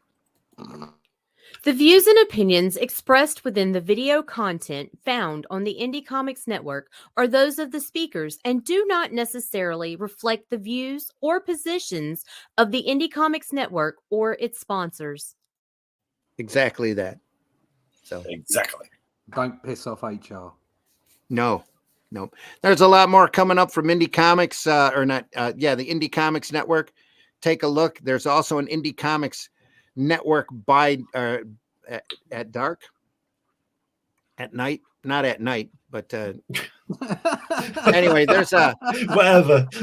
There's a more. Somebody needs a word index. Yeah, I'm just gonna have to keep a note up here because we know what you mean, and we're adding more shows, and we know what you mean. Arrow Comics is growing by leaps and bounds, and you'll see a lot more Arrow Comics here in 2023 as the company gets a little bigger. We're working on distribution. Fundmycomic.com is starting up here this next week that Luke is putting together. That'll be a crowdfunding platform for you to steer people to in order to purchase your products free of any outside involvement by crowdfunding platforms that feel the same way as the corporations do about the work that we do. And that's just not at all or very little. Don't let the plebs make their own entertainment. They'll get ideas above their station. That's right. That's exactly it. So everybody take care. We'll see you soon next week, next Friday here at 5 a.m.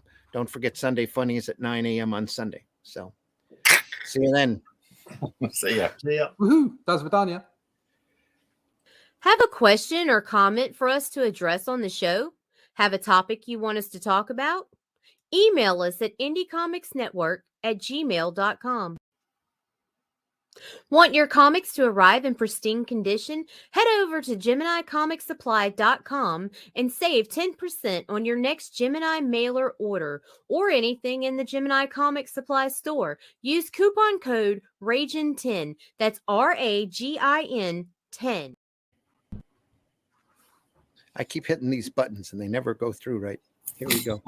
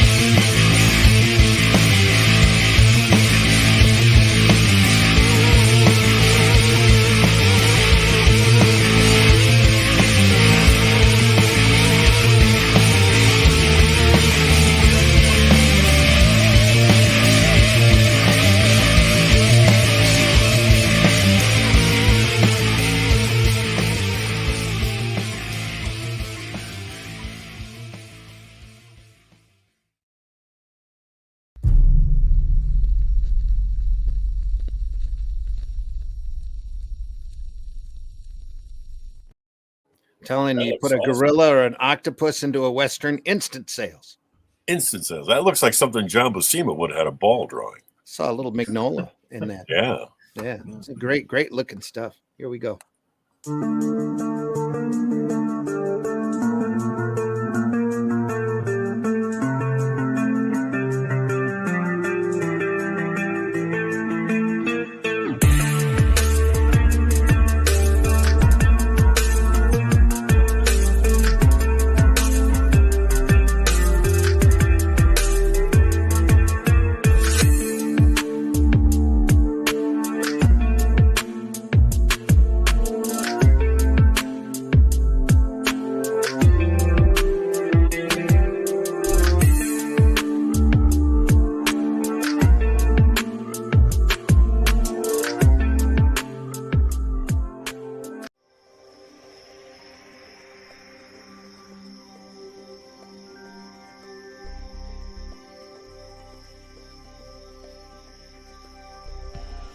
What was that? This is not a Not charade. a charade. We need total concentration. Now, once again, this time, with you. Some men just want to watch the world burn. Can't nobody tell me nothing. How dare you? Get off my lawn.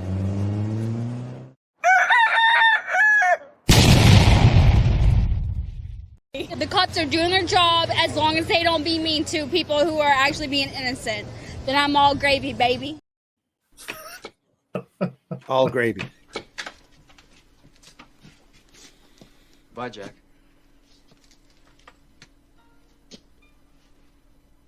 We really shook the pillars of heaven, didn't we, Wayne?